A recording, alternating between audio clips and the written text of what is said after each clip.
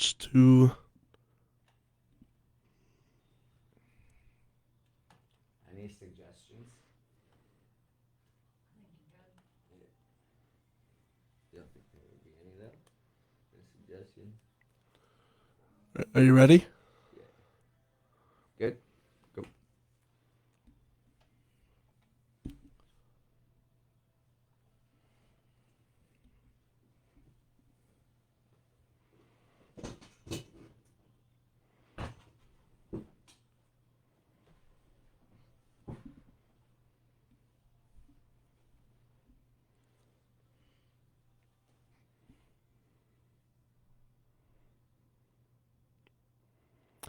Good evening. Oh my goodness. Good afternoon, evening, everybody. This is Corey Rosen with the Story Podcast.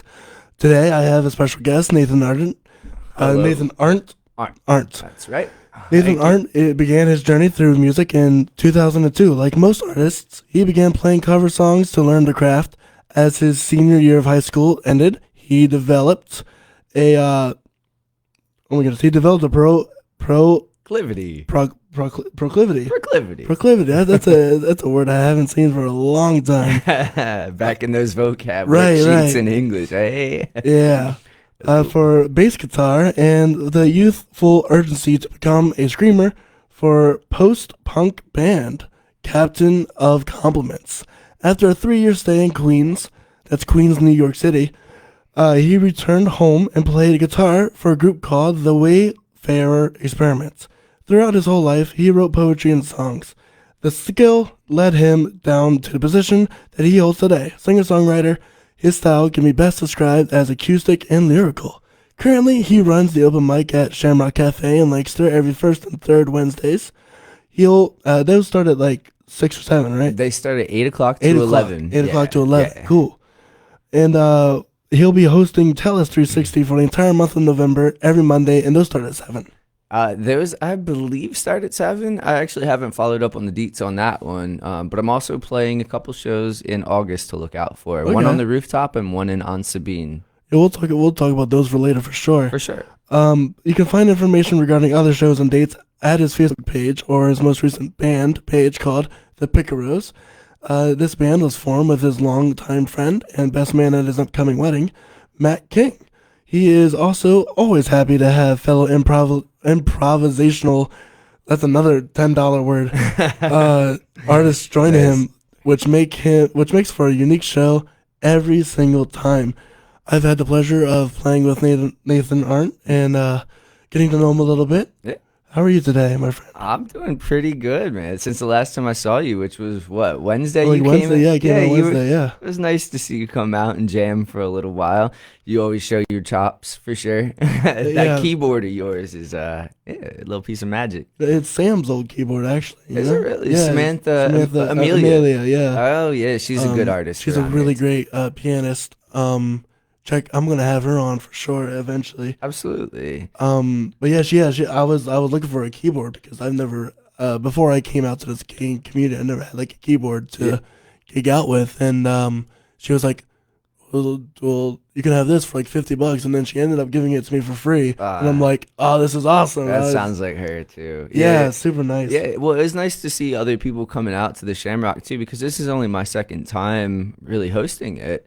And the fact that people just keep coming out more and more is really, really making me happy. I mean, I play for about 20 minutes to a half hour in the beginning, and everybody else took over, which was great. Plus, it's funny to see the billiards crowd mixing with the open mic crowd. It is a little bit interesting. It is. And my buddy Jake Hoffmaster was there, and he was really kind of helping buffer everything in between. And a couple of the players ended up getting tipped some money, I believe, too. So that was really interesting. I've never been tipped at an open mic before. Hey, you played for 20 minutes and got $20. Yeah, you can't beat that, eh? I can't really beat that. No, you definitely can't. But so yeah, I kind of picked that one up because I've been trying to put myself out there a little more in terms of taking risks, I guess.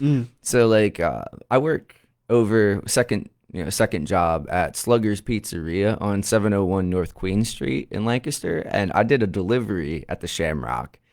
And I was like, hey, do you want an open mic? They were like, yeah, maybe, I don't know. Maybe. Yeah, it was like a maybe situation because they hadn't done one in like 15 years, they said. Oh, yeah, I heard that, yeah. Yeah. So I went in on one of my days off and I just decided to tell him, turn off the jukebox for, 5 minutes or whatever, please.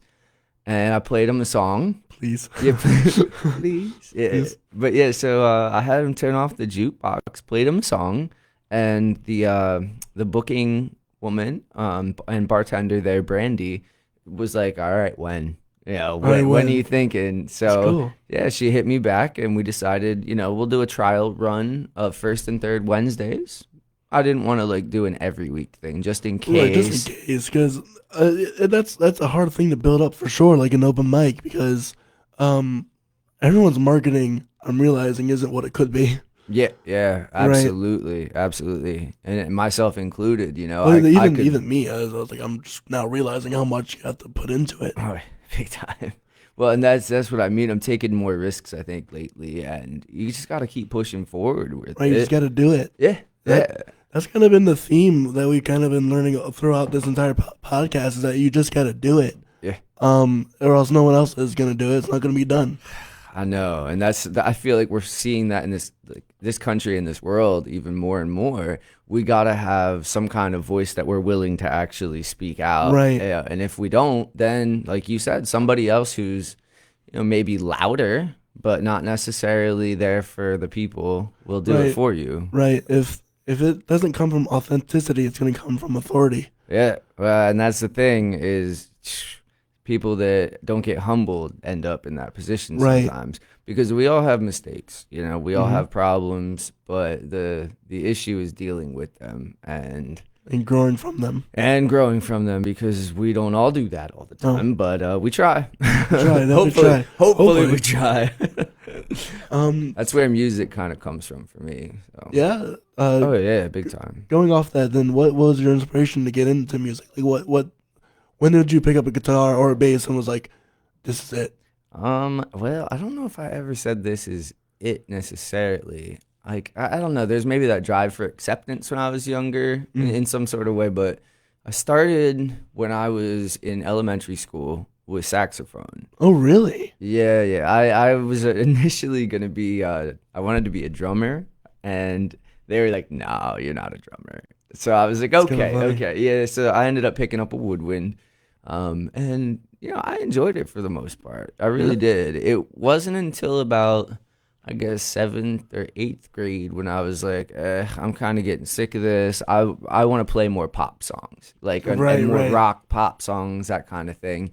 And I had been renting my saxophone from Menchie Music. Oh, okay, yeah. You know them? Yeah. Okay, yeah. I mean, as long as they're still around, good shop. I was ready to buy a uke bass from there, like maybe 3 That's or 4 cool. years ago. But I was renting from them, and they ended up giving me like half off on a guitar, which was an Alvarez Artist Series. Great guitar. Yeah. It's a fun one. And I picked that up in 8th grade, and I really never looked back. I just kind of, I don't know, I picked up guitar and bass around the same time, and I'd always written poetry as a young person, and just little limericks and, random rhymes, stuff like that. Do you happen to remember any of them? Oh, boy. Let's see here. Plan on getaways by the midway point, blow the backfire flare, and now the future's shot. Such a change could rearrange the rate of long and short. Oh, let the leaf color judge if you feel dead or not. I'm a scotch tape fix to hold a hairline split, shake the base and rumble under unexpected bliss, much darker than my eyeline, sleep deterrent, relay the message to connect the tissue to skin. Are you still shaking? I'm shaking now. That's like an Elden Ring kind of, or like a Dark Souls kind of like, or that's what it felt for me. That's fine. However it makes like kind of ominous almost. Yeah. Definitely. Again, youth struggling, just trying to figure it all out. Right. That's what it's all about, really. Middle school is kind of like a Dark Souls arena as it is. Your English teachers must have loved you. Yeah. They definitely. Yeah, they were impressed with certain parts of me, but I also didn't like come out of my shell until later. Gotcha. So it was more like I was very quiet and standoffish, but once they actually got to know me, they were like, "Oh wow, you're actually a pretty good writer." Like, Yeah. which is cool, to be accepted in that community. Yeah, that's kind of how I was more or less accepted into this community of the gigging musicians because Really? I came in with a friend Okay. who at the time wasn't the best. Yeah. If you're catching my drift, Yeah, yeah, and absolutely. so a lot of people kind of Weren't as skilled, yeah. yeah we kind of lumped us together until they realized that I had like I am a composition major. Oh, If nice. you knew that, so like I produce and write my own music. I just don't perform at open mics because I can't sing.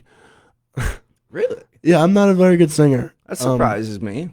I'm not. No, I'm not. I'm not very good. At least to the, because there's a lot of people who that go out to open mics who wouldn't consider themselves a good singer. Yeah. But I don't think I would pass in like in a bar at least. Well, Not. it's open mic, It is bro. open mic. It's So open maybe mic. maybe one time I would say, you know what, whatever, Yeah, yeah. and go for it. But yeah, I didn't make my own music, and it was only until that the people realized that and then heard those soundtracks. It was like, oh, you're like legit. Yeah, yeah. Yeah, right. It's kind of that like eye opener moment for the other local talents. Well, you're a good keyboard player, that's Thank for you. sure. I mean, you're a very good keyboard player, and you fit right in the pocket. I do. That's I've where it's noticed. like you can hear you have the idea of, all right, nobody's taking over the high end or the treble, so Mhm. you fit right into it, and you find your own good melody, which is, I mean, that's the same with me for improvisation. If somebody's doing the deep end or the bass, like, I'm not gonna do that because Right. I'm not gonna stomp on feet at that And point. well, So. you don't want to make it money either. No, 'Cause no, it's and gonna just be mud. yeah, it will be. Gross. Yeah, no, that's the thing in my opinion, we lose when we get older is we start trying to complicate things. Whereas when you're young, you start out with a simple melody and you fit it together with your buddies and it works. Yeah, that's kind of a thing I've been learning now. Especially when I go to write something, I want to make something big and boisterous. Yeah. But I gotta come back to my roots. Yeah, big time, big time. And like when it was funny because I started with this band when I was younger and we just did, covers, which taught me everything that I kind of needed to know. So we'd do like Jimi Hendrix covers and Beatles covers and stuff like that. And then once I got a little older, I joined this group called Captain of Compliments, and I essentially just started writing like melodic bass lines that Oh, yeah. sounded. They were scattered and they sounded a little Well, they sounded a little schizophrenic in some ways, but at the same time, it was me trying to figure out like what I could do that was simple, but also the most like right, yeah. like a lot of post like hardcore bands, and then to be able to scream over top of some of it. I mean, I let a lot of demons out within the year or two, I would Well, say. that's kind of what music's all about. It's like letting your your inner demons out, letting them flow through you, because that's like one of the main methods for humankind to let things go. Oh yeah, oh yeah. For sure. There's look at I don't know what tribe it is, and that's gonna drive me crazy. I'll look it up after this, and if you're listening now, please look it up. But there is a tribe that when you're born, they sing a song specially made about you. Like a local Native American tribe? I don't believe it's a local Native American tribe. I want to say it's possibly in Africa, but Oh, I like don't. like an African. Yeah, I want to say it's an African tribe. However, don't quote me on that. Again, look it up. You'll probably find it pretty darn quick. But they have a song unique to every child, That's really cool. and when the child messes up at some point, which inevitably we all do, Mhm. they gather around in a group and sing to them in their song, and That's gotta be the most heart wrenching, most convicting moment ever. If you like messed up and everyone just starts singing the song you were born with. yeah, Dude, that's gotta be like heart wrenching. it could be heart wrenching, and it But also like heartwarming. yeah, Wow, both. It's both and. That's the yin yang, buddy. Yeah. Dude, if I've messed up. If anyone's sung like a personal song, like like legitimately about me when I was born, I'd be like, okay, I understand, I get it. Well, that's like water right there. I mean, water, air, and everything else. It would cause a change in you. That's for Yeah, sure, and you'd probably fix it. he probably. You would hope so. Was there ever a song that was sung to you by your parents when you were a kid that you remember? Well, my dad used to wake me up to what was it? Oh, Mama said, "You can't hurry, love. Oh, Oh you yeah, just have to wait." Yeah, oh he that's would he funny. would play that like every morning almost. I would say at like I don't know 9 a.m. like or so on a Saturday. It was like every Saturday, and I don't know that one always stuck with me. My godfather used to sing "Righteous Melody" or "Righteous." No, sorry, "Unchained Melody" by the Mhm. Righteous Brothers. Sorry about that. Um, and I always loved hearing him sing it because they were always shooting pool for quarters, like in the basement. And it was all these foundry worker dudes who were just tough, rugged guys. And then, Righteous Brothers would come on, and it was just beautiful. That's Beautiful. They, awesome. they enjoyed each other's company and they had a fun time. My mother would Good always dudes. sing with arms wide open by Creed. Okay. Yeah, Really? yeah, because that's what she would sing to me. Um, that was like her song that she like dedicated to me, and almost every time I hear that, my mother's passed now, unfortunately. Okay. I'm sorry to hear Um, happens, dude. that. And I don't mean like to push it off because sometimes you gotta move on. Yeah, I get it. I get it. But yeah, so every time I hear that, and it was with the stringed version specifically, Yeah. that it just always makes me feel so much emotions. See, that's cool, man. And that's one of those things where like, music is so personal, I think, with people. And Oh, it absolutely. it's so people are so quick to like judge other musicians because they're successful or whatever. Whereas it's like, dude, Scott Stapp, he's kind of accomplished some things here. So he's not to be written off, like you Hmm. said. So with Arms Wide Open, good song and good meaning. Like I Very good meaning, and and like when I was younger, I was like, oh, it's a good song, but I didn't really think much about it. But once I actually like listened to the lyrics, I was like, oh, yeah, yeah. wow. And that's why I consider myself acoustic lyrical because like I listen to groups like like Say Anything and even like Daft Punk, which was kind of more electronic, but Hmm. they have these lyrics that are really nostalgic feeling and interesting, and that's what I like about that whole genre is you can fit a lot of lyrics into something Hmm. that it feels like it shouldn't work, but then when it That's does, it. it's like it's all about the placement, and Hmm. and that's what kind of draws people in, I think. Yeah, I definitely wish I had more of a brain to write like meaningful lyrics. There's only a few, like two of my songs that I really love that I think are really good lyrics all throughout. I usually have a really good chorus, a really good verse for first verse, and then the bridge, and then the second verse is just kaput. Oh, okay, okay. That's kind of where I Do struggle. you do you write the second verse later on, or do you get it all out right away?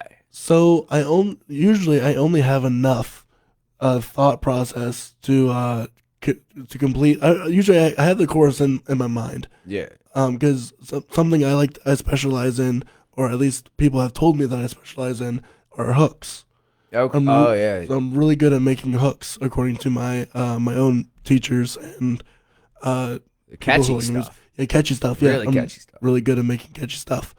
Uh, but you can make catchy stuff, but if the lyrics aren't to par, then it's not entirely useless. But lyrics is what kind of makes song in the end. Well, you gotta have something to say. That's You for gotta sure. yeah, you gotta have something to say. And if your first verse is good, like I'd recommend writing it the same day.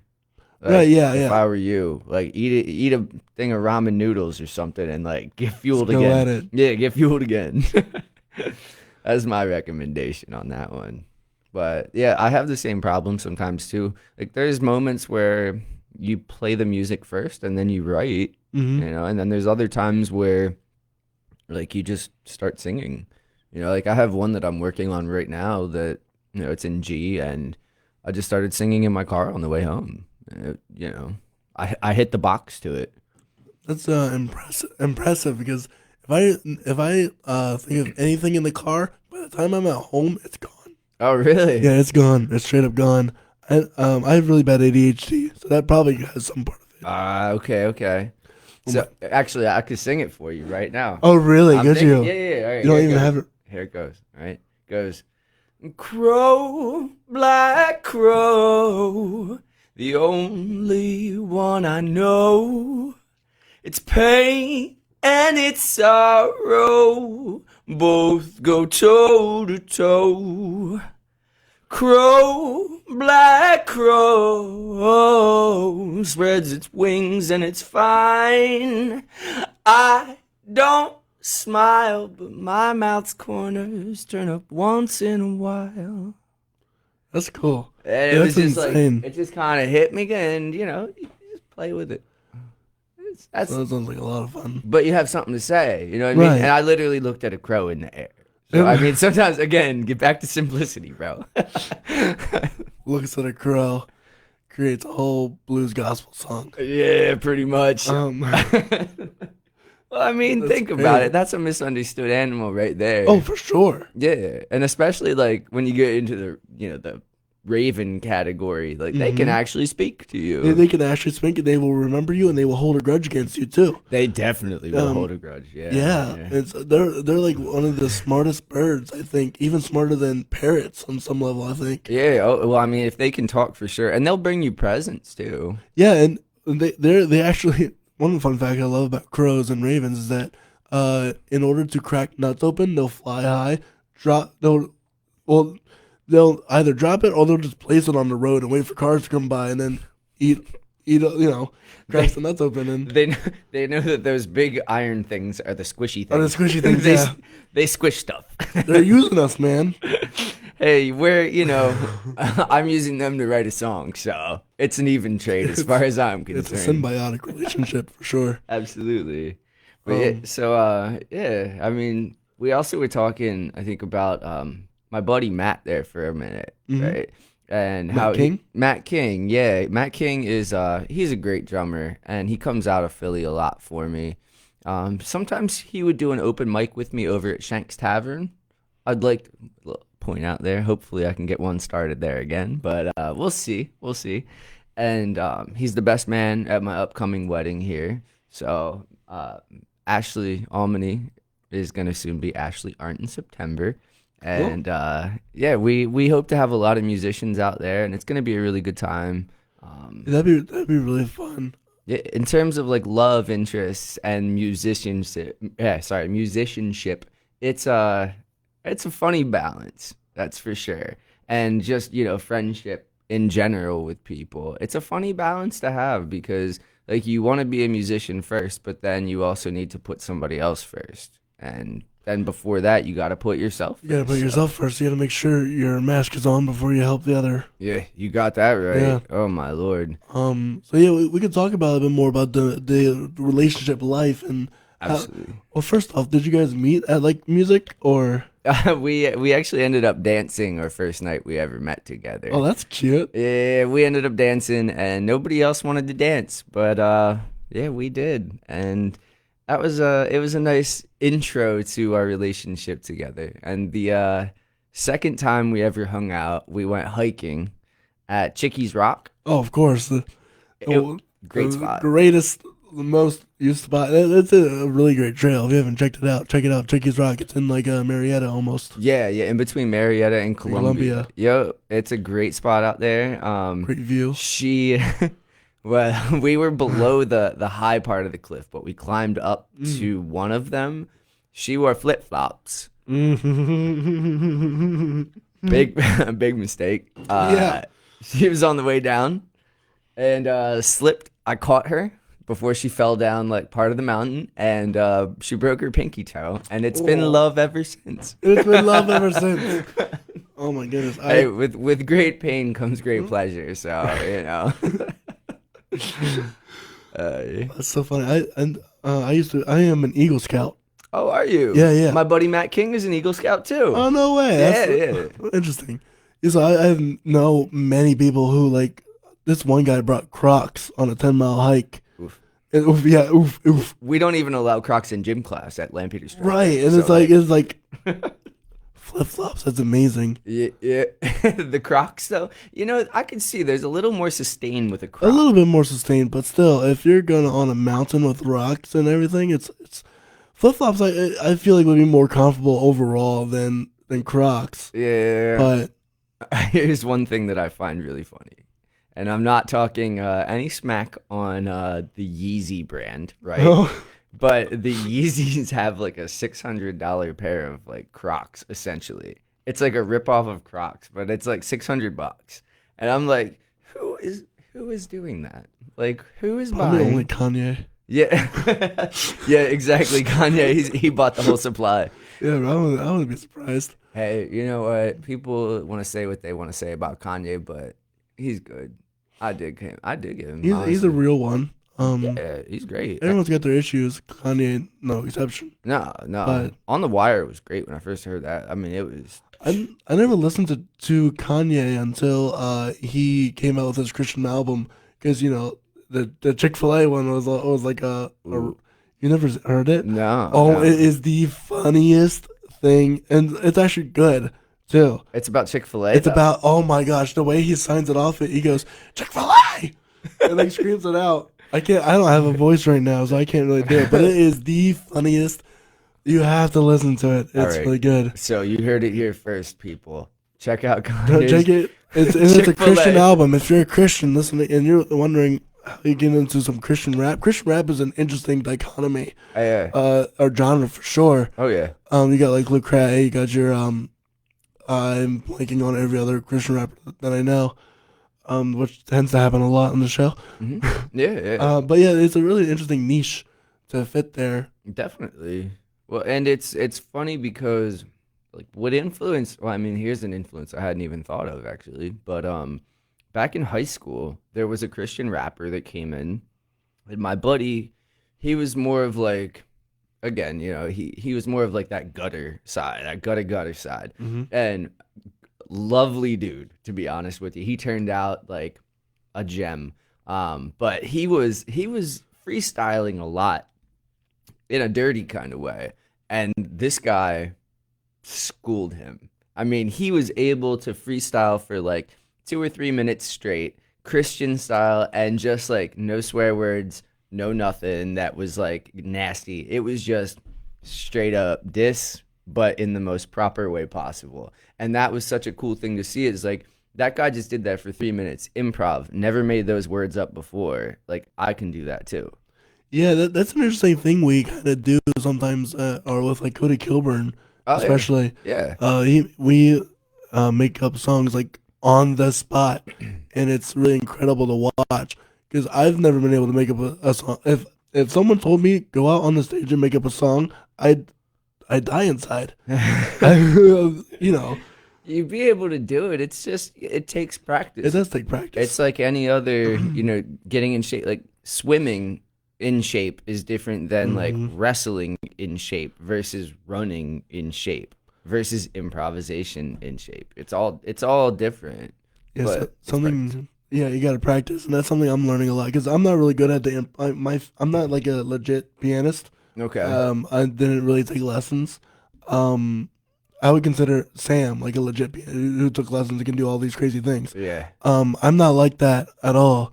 I just mess around the piano a lot, so I kind of know my own stuff. I know all the theory and everything. Yeah. So, but that's something I'm learning to go back to is doing my scales. Oh yeah. Because that's the basis of any improv is knowing your scales. Yeah. And knowing how to play them fast. Well, and then getting your arpeggios. And then your in there. arpeggios, yeah. Oh yeah, I mean definitely. And that's the funny thing is people be like, "What was that you just did? How'd you do that?" And you're like, "That was literally like it was a Hungarian harmonic minor scale." And they're like, "What?" It's Dude, like, what is well, that? now you have homework. What did you call me? Yeah, exactly. Sometimes it's like that. How often do you play with Cody Kilburn? Because he's good. He's been popping up around the Lancaster scene a lot lately. Yeah. So right now, I try to play with him at every single event. Okay. Because he actually picked me up. So to have a long story short, the way I kind of got into the gig musician life was through my through my friend, and we were at Telus, and he was there, Cody Kilburn, and we were outside at the Play Me piano, and I was just messing around, and Cody was like, "Yo, you know how to play Jealous?" And I was like, "I can figure it out." Because you know me, like I said, I know all the chords and stuff, and I'll literally pick up a song I've never heard and just play along. Yeah. So that's what I did. I played along to that, Jealous at the open mic, and then out of nowhere, he just invites me to his band for the King Jam, the King Street George Jam. Clinton concert. I played that. Yeah. Yeah. Okay. Wait. So we played the Parliament show then. Well, some things happened, and Cody couldn't end up couldn't doing it. Okay. But Got you. but I was gonna be the pianist for that. So that was cool, and that's kind of how I got introduced to Woody, to Henry, to Bjorn, everyone else Yeah. in the scene. And yeah, so that's what I would consider my like quote unquote big break into the music scene was Cody Kilburn, and ever since then I've been helping him like produce some stuff. That's cool. I've been helping him orchestrate his songs. Yeah. And stuff, just small stuff like that really makes or break a performance. Yeah, and that's I think like what you're alluding to is a really good piece of advice that a lot of musicians probably want to know is like no matter like if you fully are I guess like involved in that genre of music, do it anyway. Oh yeah, for sure. That was a whole topic we had. You got to learn to break out of a genre, and because what are you gonna do? How are you gonna grow? Yeah, exactly. And how are you gonna mix new stuff into your own genre? Country's been done for 100+ so years. Yeah. You know what I mean? And it started with bluegrass. And it started with bluegrass and blues mixed in there too. Blues mixed in there. Thank God. Yeah, right. Thank God for that. Yeah. Yeah. So you really got to. Prog rock wouldn't be prog rock if nobody dialed into different styles. Got that right, and that's what I like about this area is there's so much opportunity, There's and I mean so much diversity. There's I know there's diversity everywhere, but man, the Lancaster scene is really amazing lately. Insane.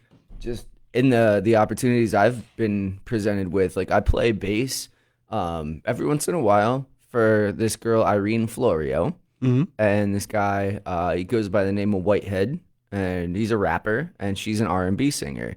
And when I originally started playing bass, like I loved playing R&B and hip hop.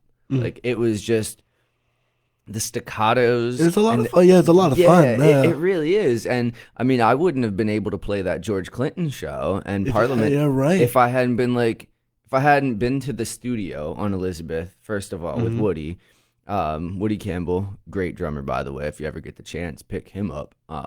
But if I hadn't been at that studio, I never would have met them. So, right, that led to me getting to see George Clinton, and Maya actually played that show too. Cool. Yeah. That's right. Did you get a chance to see him? No. Well, since Cody didn't go, I was like, I'm not gonna bother. Okay, I got you. Because, and that's something I kind of regret. Yeah. Regrets. REGWET. I'm 5. It's all good. It's all good. Yeah. So, because especially like now with the podcast going on, I have to my ums and ahs. I gotta get rid of those. It makes it more real, to be honest. It does. With you. It does. Like it's all good. Look at Joe Rogan's podcast. Right.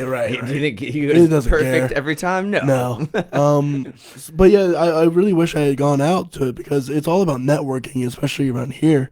And like you said, there's a bunch of diversity within a 24-hour period. I had a hip hop circle that I went to, on the same Elizabeth, what is it, 1134 Elizabeth Avenue. By the way, they have an open mic every Sunday, every second or the fourth Sunday. Yeah, so. is that where it is now? Yep, Still? still, Okay, on yep. Sunday. That's good. On Sunday 'Cause it was, nights. yeah, okay, cool. They're Sunday nights, so definitely check those out. And that's Emily Segrist still running that. Emily Right? Segrist, it's still $5 to get in though. Okay, $5. Hey, you know what? Technically not an open mic, but it's a fun spot for sure. Heck yeah. And especially if you want to get to have some studio time without like having studio time, quote unquote. Yeah, exactly. It's a spot to go. Yeah, and it's great to see like an Instagram feed after an open mic too, and you Right. see like you had that moment where someone caught you shining. Mm-hmm. That's a beautiful thing, especially at 8 o'clock on a Monday morning. It's great to look at that and be like, oh, Right. I actually shined last night, and now I'm at work. And I'm shining here shining too. here, too. Yeah, exactly. Right. So yeah, I had the hip hop circle, and then I went to 551 West and Octavia Blues. Yeah. Blues harp band. Yep. Was there, and that's like a whole bluegrass, like harmonica, like legit folk music. Absolutely. They're good. They're good. Complete 180 of like rapping hip hop scene in some aspects, and then within the same 24 hours, I go to to a more country rock Easter service. Oh yeah. Yeah, well, yeah, because I so the timeline is a wild timeline, because I wanted to break into these different circles. I made a conscious effort to break out into these different circles. It was like a $10 concert happening at the studio, so I was like, I can do $10. $10 is not much at all. Yeah. And then I get introduced from all these cats from Harrisburg. Oh, nice. Yeah, so I'm gonna have them on the show eventually. You mean Jay? Jay? H-Mac. Yeah, he's the sound guy at H-Mac. James or Jay. Jay? Okay. Jay, yeah. No, I haven't. I've only been to HMAC like a few times. But I know James Kipple, the guy who runs it. Okay. Nice. The open mic. Right on. But yeah, so Thanks. So yeah, you $10 got you all that got connection. got me 3-4 different connections, and so much more from there will come. I'm sure about it. Yeah. Gotta spend money to make money. That's for sure. Sometimes for sure, and it's just a little bit. Not a lot of money. People think, I'm gonna need all these like giant samples or whatever, giant keyboard. I need a Nord to perform at a gig. You don't. No. My piano's not to knock Sam, but it's trash. It's it gets the job done. Yeah. Because the pedaling doesn't work anymore. But so it's how you like perform with it though. Too. Right. That is true. true. You got to deal with what you got. Yeah, and that's where like my guitar that I have right now, it doesn't plug in as a 1/4 inch in the back. I got like what is it? I got just like a little input for the sound hole, and my buddy gave me a compressor pedal. So I use that with it, and it evens out the sound with the vocals on the PA. So I mean, it works. I'm happy with it. That's another thing I've kind of noticed, especially like Robin, who has like a violin. Mm-hmm. She has made her violin. She's mic'd her violin essentially like a permanent. Is it a permanent mic? I think I don't know if it's a transducer pickup or what exactly it is. I just know Robin is she's a mystical, majestic violinist who shreds her bow almost every single and then continues to play with her stick. Yeah, and it's I'm gonna have her on Tuesday at 3. Okay. So if you're interested in hearing a violinist who's been all over the world, played in the streets of Paris. Oh yeah. California. When I know she played with like Ween, like Dean Ween before. Really? Oh yeah. I mean, she's played with some cool people. Definitely.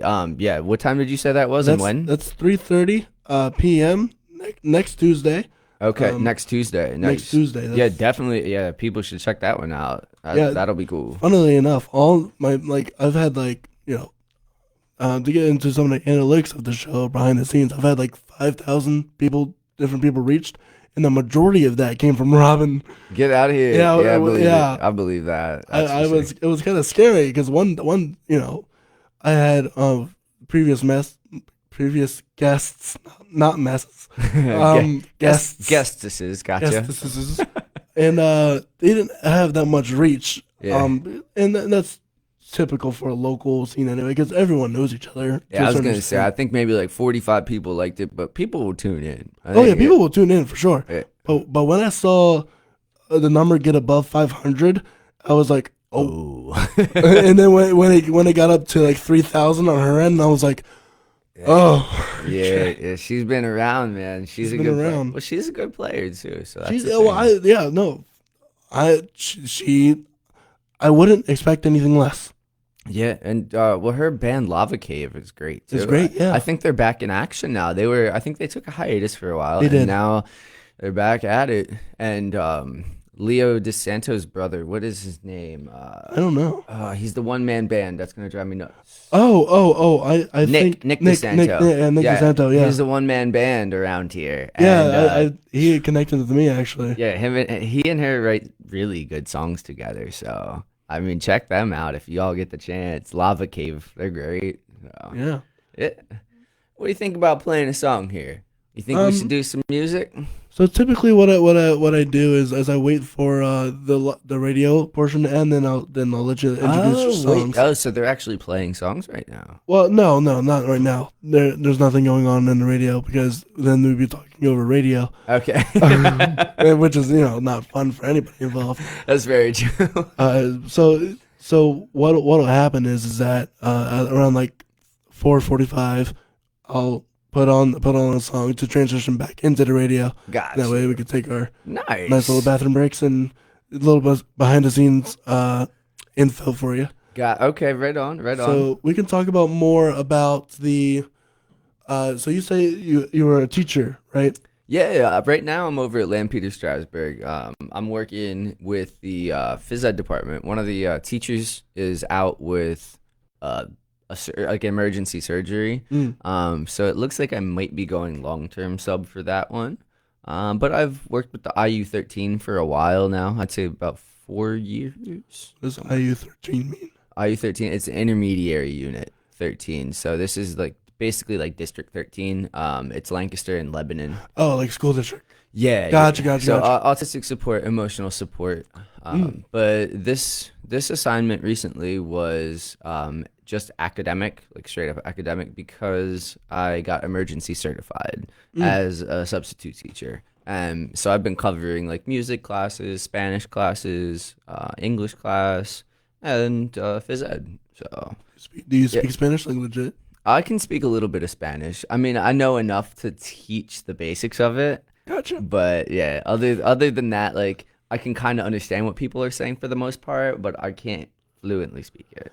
That I've done Spanish for 3 years, and I didn't learn anything in high school, but I learned a lot because a lot of my friends around here were Hispanic speaking as well, and you kind of had to learn because they would get angry or upset, and they just start speaking in Spanish, and they're going a mile a minute speaking in Spanish. Yep. And you just have to, at that point, you have to understand because they won't repeat it again. No, in English. their face will say, "Psst, make sure that you listen the first time." Now, and if you don't get it, you're gonna get it. Yeah, my buddy lived in Oviedo, Spain, for a little while. So when he came back, he was very adamant about like making sure that he practiced it. So I made sure I tried to practice it with him for a while there. But like anything, if you don't use it, you lose it. Right. It's of the course. same with sign language. Like my first year assignment at the IU13 was at CTC in Mount Joy. And I had a student who was deaf, hard of hearing, and needed sign language. So I had to end up learning that really quickly my first year in academia. Right. So it was fun, but it was also very tough. That's for sure. Yeah, for sure. Sign language is no joke. I just learned recently that there's why doctors have like the most atrocious handwriting you've ever seen? No. So there's apparently it's like American Greg shorthand that it's called. It's something Greg GREGG. It's just shorthand, and that's what doctors use to shorthand like really quickly these like long words that no one can spell. It's really incredible to like look at it, and then it's a small because most doctors write in like there's like the occasional circle and then like loopy lines a little bit. Yeah. And it's like, what is that supposed to mean? And they say, oh, it's supposed to be Vyvanse or like Ritalin or some like impossibly long like medication. It's like a courtroom writer, basically. Right, it's like a courtroom, right? And yeah, so I just found that out recently. I was like, no kidding. That's why. Songs would be written differently if they were written like that. Dude, lyricists would have a nightmare. Are you kidding me? Or like translators. It would be like reading Greek while you were trying to sing. Forget that. But if you knew it, you could do it. That's true. Yeah. That may be a new theory starting here. I don't know. But yeah, no, I don't know, man. I can barely read my own handwriting sometimes. I can't. My own handwriting is its own shorthand. It's like all emotion at that point. Mm-hmm. I'm like, what was I feeling? Well, I must have been feeling a little slanty that day. So I'll go with that. So how does the relationship between being a musician and then having to, because I'm assuming music isn't your money-making cow. No, definitely not my money-making cow. This is something that, like, I would never want to get famous necessarily. I would just want people to appreciate what I do, appreciate who I am, and hopefully, you know, I can tap some toes and get people to nod their heads with some songs. But I don't ever want to lose that, like, I don't know, just grassroots? just that fun element of, like, no pressure, go out there, and, you know, if you mess up, you mess up. If you don't, you don't. I don't like all of, like, the idea that I have to be one thing or another, you know? And if I'm a hired musician, like, let's say when I play bass or whatever, I'll always be spot on, you know, like, right. And I will study, you know, ask my fiance that one. I'll sit there and study for hours, you know, just to make sure it's perfect. But with my own music, nah, I just want to be me. There is a lot of people around here, if they mess up, they'll kick themselves for it. And it's like, well, you can't. You just got to keep doing it. And every performance, there's something going to go wrong in every single performance. Even if you studied for hours and hours and hours, there's always something that goes wrong, and you can't stop it. No matter what. And people got to realize that they can't stop, you know, nature from happening. Murphy's Law is going to happen whether you're prepared for it or not. Absolutely. It's just how much mitigation do you have? Well, damage control before it happens. Like, right, yeah. You know, preparation is always the best thing because you got to have extra picks. You got to have extra strings. You definitely want to make sure they're all at arm's reach at any moment. An extra capo. Well, yeah, that's for the people at the open mics for the most part. Because, yeah, they steal them. Well, they don't try it. They they walk away with them. Yep, and then you got to have another one on hand. So, yeah, I'd say, like, preparation is always the best thing. And just getting comfortable, like I said, with, you know, improvisation. If you're a good improviser, when all that stuff goes wrong, you won't feel weird about it. And that's what I always feel about art is, let's say, like, if I'm painting, right, and I mess up, I can always completely cover that canvas again and do it over, or paint a whole different painting. Like the beauty in art, or it's a happy little accident, like Bob Ross would say. But art is an accident, and running with it is kind of what makes it special, I think. And that's the key to improvisation. You mess up, go with it and own it. And besides, the audience ain't gonna know if you messed up or not. They're gonna congratulate you either way. Yeah. So there's no point in moping around on it because, you know, if you like truly bombed, then that's like something to consider. Yeah. But if it's like something that nobody else noticed, I mean, you can like critique yourself for it and like take note of it, but it shouldn't destroy your entire night at all. No, just go drink a ginger ale, eat a piece of pizza, and go back at it. Yeah, and you're good to go. Like, whatever. Like, that's kind of like the victory at the end of it all, is that, like, you get to step off the stage and you're just one of the audience members. And if you can be an audience member, you're probably going to be a better performer. Yeah, that's fair. That's something I've been kind of realizing too, is playing the room is gigantic. Because there's some places that love to hear House of the Rising Sun 1,000,000 times, 1,000,005 to be exact, and they'll still party after every single time. That's or like Creep. They'll play Creep to their wit's end. Yeah. Shame that part. I know. I wish that place wouldn't have gone on too, but Brandon will be back on his feet. I did hear a really cool version of Creep though that was mixed with All Star by Smash Mouth. Oh yeah, me and Jordan did. Yeah. Jordan had done that for a little bit. Yeah, that was pretty cool actually. But Yeah. you're right because there is like there are gonna be those pop songs that everybody wants to hear because they've heard them on the radio, and essentially sometimes like you're saying, reading the room, you got to be like Pandora or whatever, and it comes with the territory to a certain extent. And I try to choose my covers very carefully. Like I'll do like Temptations. Oh my gosh. Ain't too proud to beg. I'll do that one. I'll do like a Noah Gunderson song called Family. I do Respect by Otis Redding. Well, a mix between Otis Redding and Aretha, but yeah. I was about to say. Yeah, and a couple other ones, but not too many. I try and pride myself on the fact that I'm an original artist, and that doesn't always make people the happiest. No, but sometimes it does, and when it makes them happy, I feel like I am on top of the world and winning because I created something, and I made people smile, or made people think. Oh, yeah, right. Yeah, that's another one. That's something I like about like Cody's songs.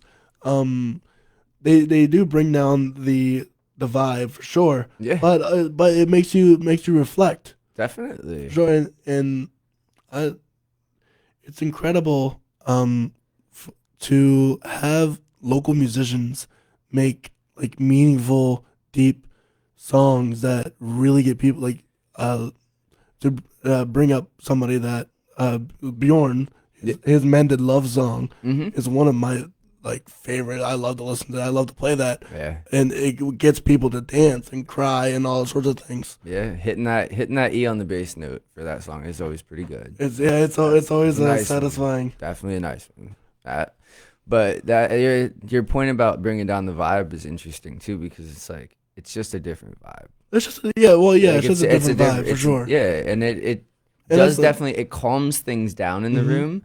And I think it's the same as like if I were to start talking like this, you'd probably want to turn up the knob on your stereo. Right, yeah. You know, and it just draws people in more, yeah. Yeah. And that wasn't a negative thing at all. Absolutely not. Sometimes it's needed. Sometimes you need to have just a little reset almost. Oh, yeah. And have a little reflection and just to chill out. And then, because that makes the next high vibe, like high action piece hit so much harder. Oh yeah, because I mean, well, if like you're saying, think about it. If you're sitting there the whole time, like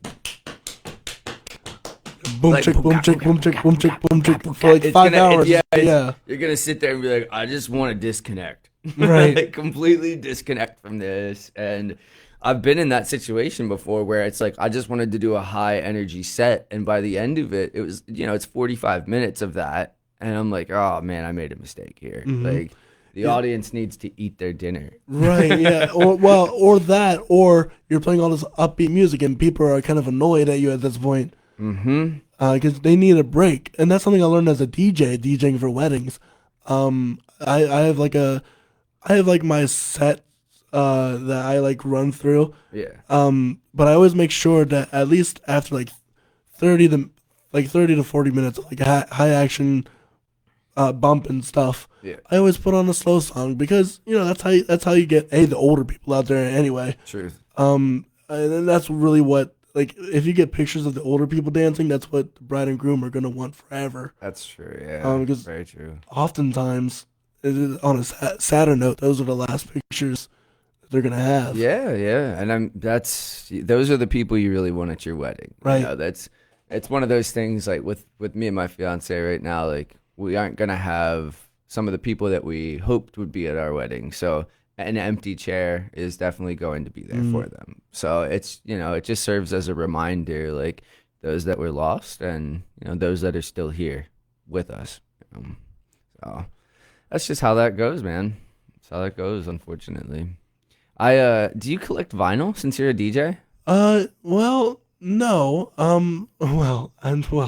This is a complicated question. Oh boy. Because all the vinyls that I have are of like strictly classical music. Oh really? Yeah.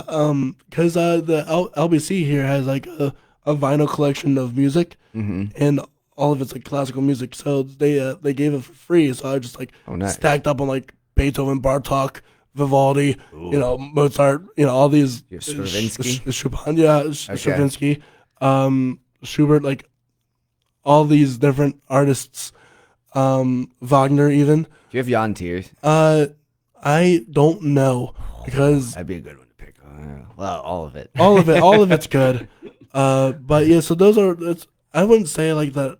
I collect them per se. It's more of like it's free. I know these songs. I want to hear them on vinyl. Nice. It's that's that story. I know it's a huge collection of people. Like, I mean, that is a huge community of vinyl collectors. I recently learned you don't say that they're vinyls. Vinyl is the plural of vinyl. Oh, so yeah, don't ever say vinyls in the community, is what I've been told by my boss over at Slugger's Pizzeria, Chris Ditzler. He recently actually picked me up a copy of Headhunters by Herbie Hancock. I introduced him to it. He liked the album so much, and he picked me up a copy of it. So, stand-up guy. Really like him. And if you ever get a chance, definitely come over there to eat some pizza, because we're pretty good. We're pretty good. Biggest slices in Lancaster. Weird flex, but that's what we're at. I just learned recently a fun fact about pizza is that one solid 18-inch pizza has more pizza on it than like two 14-inch pizzas. Oh, I guess that makes sense. Yeah, that makes sense if you're using the pie formula. Right, yeah. Oh. All right. That was my cheesy joke for the whole session, all right? Dad joke number 1. Check. All right, well, with that said, we're kind of rounding out our time on the radio. Where can the people listening find you? They can find me at the Picaros Facebook page. They can find me at Nathan William Arndt on Facebook. And Any Spotify? Not on Spotify. We do have a YouTube channel. You can find us there. I also have a SoundCloud account. And you have a camera right there, right? There's a camera right here, but you can also read it off. You want to just hold this up there? Oh. Yeah, just hold that up there. That's a business card. Yeah. So if anybody wants to take a quick look at that, it'll have the SoundCloud account on there and every other way to contact us. My personal phone number is on there as well. I'm always open to take any calls or text messages. And that's me. And you're going to hear some songs right now. So yeah, do you want to introduce the first song? Yeah, the first song is called... Actually, you want to switch those two? I can just... That's the undertones is what you want to play? Nah, Cicada. Cicada? Yeah. This first song is called Cicada Song. And, it's just about, not casting stones when you yourself have a whole load on your back. Then here's Casting Stones. Or Cicada? Cicada is it called? Yeah, it's Cicada Song. Cicada Song. Yep.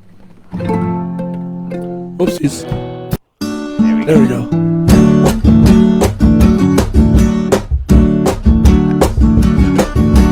I think I died and skipped the coffin. Did no one realize I'm not alive? Could you try to revive? This ghost will be the best one yet. We will slide, haunting melodies to lines, developing the photographs. Frequently, I forget to mention I freaking keep the pressure building up. Weak men are otherwise strong, but they've been labeled feeble. Screaming circumstance, oh circumstance, you've rendered me unable.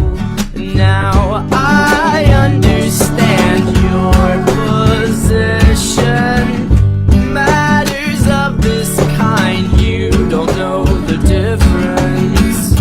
Since I've stabilized my condition, there's no casting blame on anyone.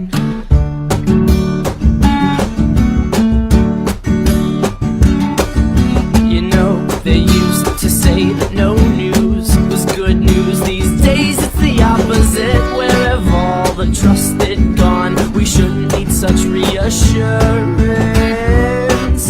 Gotta find another mode to celebrate the overstated. Now I understand your position. The matters such as this, you don't know the difference. Since I've stabilized my condition, there's no casting blame on anyone. There's no casting blame on anything. No casting stones anymore. There's no casting stones. I'm turning now. There's no casting stones. There's no casting stones. I've thrown enough of them.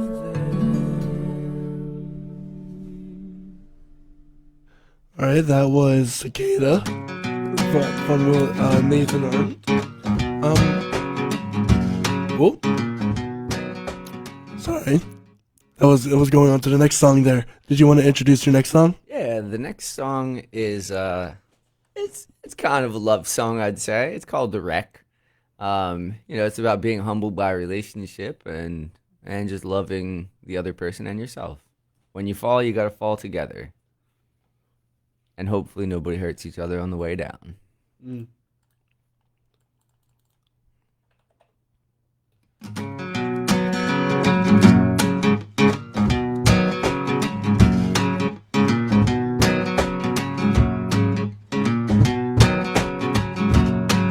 The last time I listened to my message receiver, you called to say you loved me and goodnight.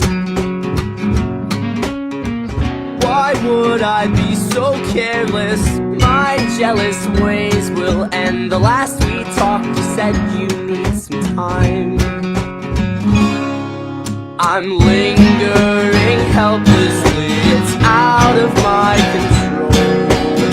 We felt too much, so let go.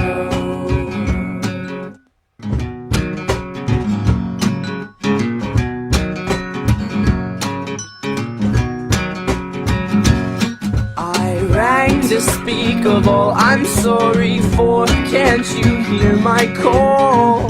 Like leaves to speak in the fall.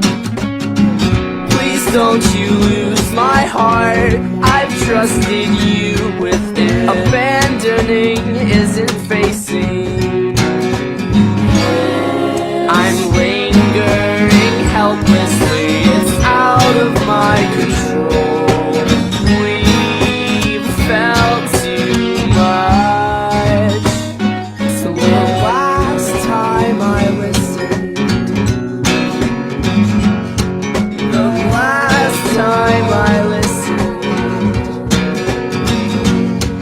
the last time I listened to my message receiver, you called to say, you called to say, you called me.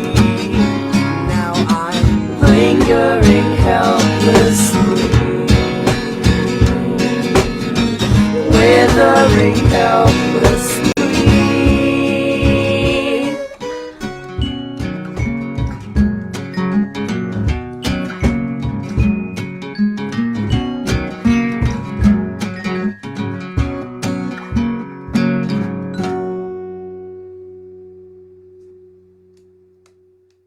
All right. All right, that was The Wreck. That was The Wreck. We have one last one coming up for you on the radio, and then we're gonna switch it back to, the other songs. This one is called Bleeding Heart. Bleeding Hearts. That's right. And it's about a plant called a bleeding heart, which I have planted in my backyard. All right, here we go.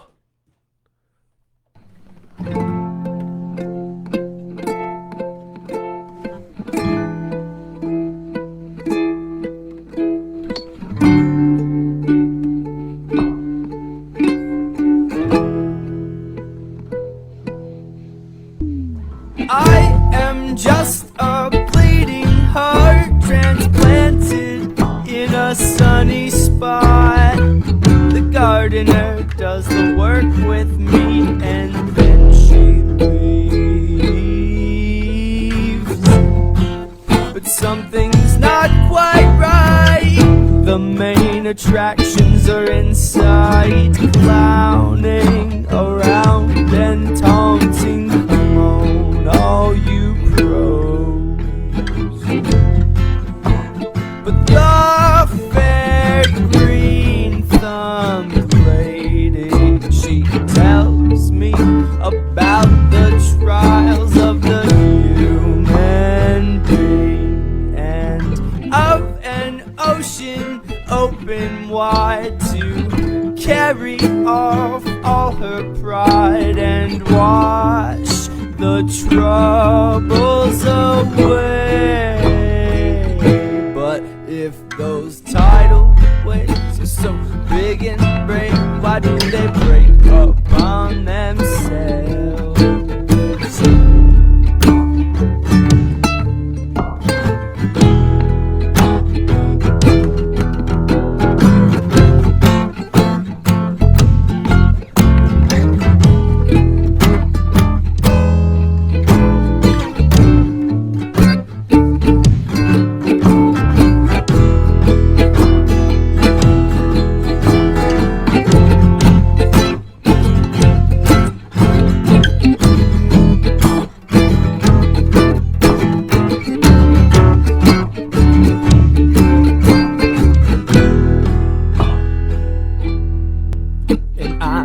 She planted me out of the way so we could both have a bit of privacy. And me, I'm happy to be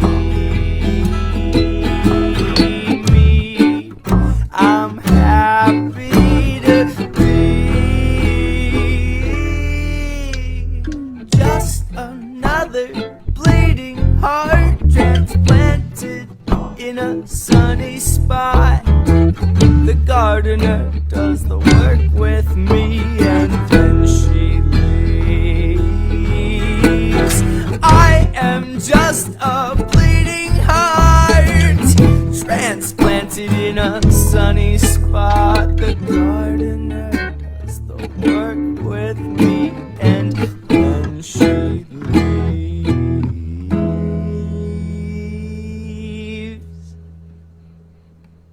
And that was Bleeding Heart by Mr. Nathan Arndt. That's great. So we're going to go back to the radio's regular schedule program. If you want to, we're going to continue on Facebook Live. So if you want to follow up on our conversation, you can follow us at this story. It's got big red letters and it's called A Story on Facebook. It shouldn't be that hard to find. No, well, yeah, right. Because that's the most generic name ever. Hey, sometimes those are the best. Sometimes those are the best, and that's what the marketing goes with that. The marketing company told us that? Well, The business daddy. the business daddy. As John Oliver would say. All right, well, we're going to go to the regular radio. If you want to join us on Facebook Live, go ahead and join us.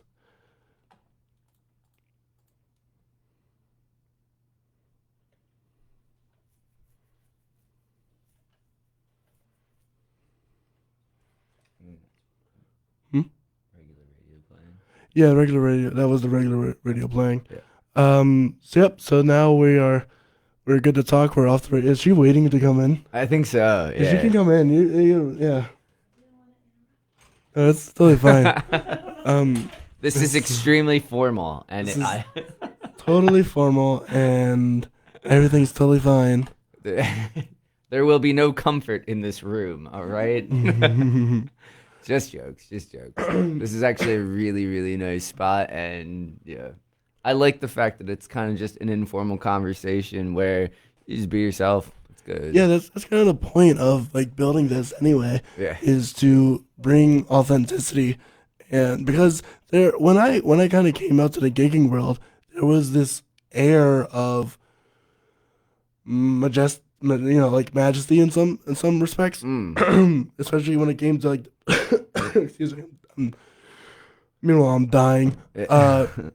Like when it comes to like you see like Bjorn and like his following, or Robin and her following, and it's like, oh, these are like, or even Cody and his one, he's got a relatively giant following in York. And you see these crowds come out to these musicians, and you're kind of like, oh wow, they're almost untouchable in some aspects, and you're kind of big around here too. Yeah, I'm getting there. You're getting there, yeah. I mean, it's like I said, it just depends on what you want. I don't ever want to be attached to like an air of entitlement or anything like that. And not to say that those people are, but I mean, they've definitely earned their stripes along the way. For sure. So it can be very intimidating for somebody to come out and see them and be like, oh, I'm going to follow that up. Or like no. Henry Dvorak. Oh, right? My lordy. Like, trying to follow him up on bass, and he's up there playing my piano, absolutely slaying it. I'm like, I gotta go next, man. Yeah, I've played his stand up already, and it's actually pretty fun. It's so much fun. Yeah. I mean, Henry's always been very welcoming. In terms of Henry is really cool. Yeah, he's just like, hey, come hang out, come jam, whatever. So he's good, but that can be intimidating. I get that for sure, but I don't want that to like deter people from coming out to an open mic. And right. That's not something I would want for myself. That's why I don't ever want to be like, I don't want to be big, or famous or whatever. I just want to be the guy who runs some open mics and gets people to link up. And you know what? If other people are good enough to the point where they feel like they can make a career out of it, then awesome. Yep. Yeah, then awesome. It's all about community, really. Yeah. Well, and the community and looking out for each other too, because you see some people that are in a situation in their life where maybe they need a little extra help, or like maybe we need to cook a meal for each other every so often, or maybe we need to have a talk about something that might be going to hurt them eventually. And the last thing that we want in the music community is people falling off the wagon or getting hurt, hurting themselves, stuff like that. And as musicians, man, we're already tortured souls in some respects. Right. And then there's the whole we can kind of move this into like the whole drug scene within music as well. And it's a giant part of the industry. Because once you make money, we're tortured souls. We want to feel good, so sometimes we abuse that power that we have to, and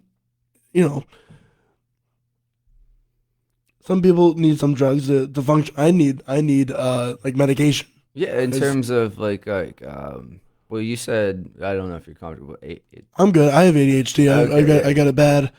Like I have to legitimately have to be medicated, or else I would not function in a quote unquote normal society. I got you. Yeah. That's just funny.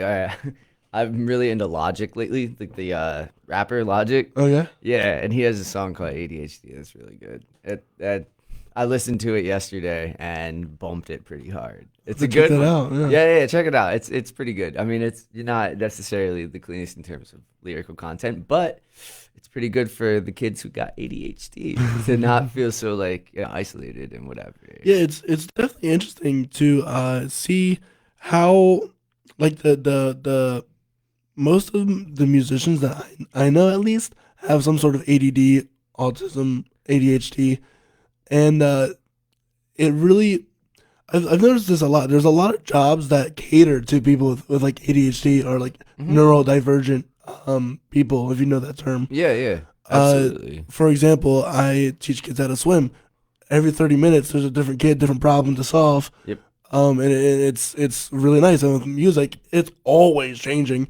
Always. So it's always something else, something new to listen to. Yeah. So it's super engaging in the mind, and like this is super easy to handle because I don't have to concentrate on, menial labor for the next 8 hours. Not to knock people that can do that. I greatly respect people who do I used to do factory work myself, and it killed me because I couldn't listen to anything. I couldn't. It was literally being, forklifting was nice. I loved to do a forklift. I did that too for a while. Yeah. I did tow motor and forklift in a Yeah. warehouse for a while and fulfillment center. So that's fun. It But is, well, it's fun when you can like roll a bunch of bubble wrap down the aisle for like That's a lot of 40, fun too, 40 yeah. feet and just roll that roll that tow motor down it. But yeah, there's like, you find joy in the little things. Mhm. But you're right. I mean, that 8 hours, that will drive you a little wild if you have that hyperactive mind. And I Yeah. do. Like, I'd sit there and write. And I've never been diagnosed with anything. But I mean, I'd write and I'd play songs, at work here and there. I'd like bring my guitar on my lunch break every once in a while and just play. Why not? I know, But yeah. yeah, what else is I gonna do? Right. Sit there and stare at a wall, or like, or Yeah. at UPS shipping prices or whatever. But yeah, so I mean, yeah, it's a funny scene to deal with because it is very precarious, like in terms of drug use and things like that. All you can do is hope that people are being responsible with whatever it is they choose to put into their bodies, and it's just, you just got to look out for each other, You're not And going to you solve got to everything. step up. And so I've known you to really sometimes keep some people accountable.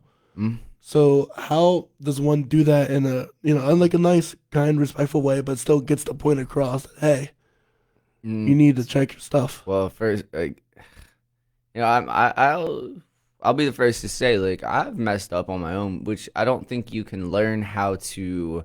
Hold someone accountable without messing up. Exactly, Yeah. but you also can't lead by example unless someone has helped you and led you. So, like at my open mic at the Shamrock, and not advocating alcohol use of any kind whatsoever, but if I would partake, I always tell the bartender 2 drinks. That's it. Mm. And that's anybody that's going to play with me professionally, like 2 drinks, that is it.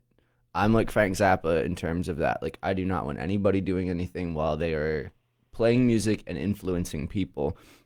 Because if you're under the influence, well, then you're not influencing properly.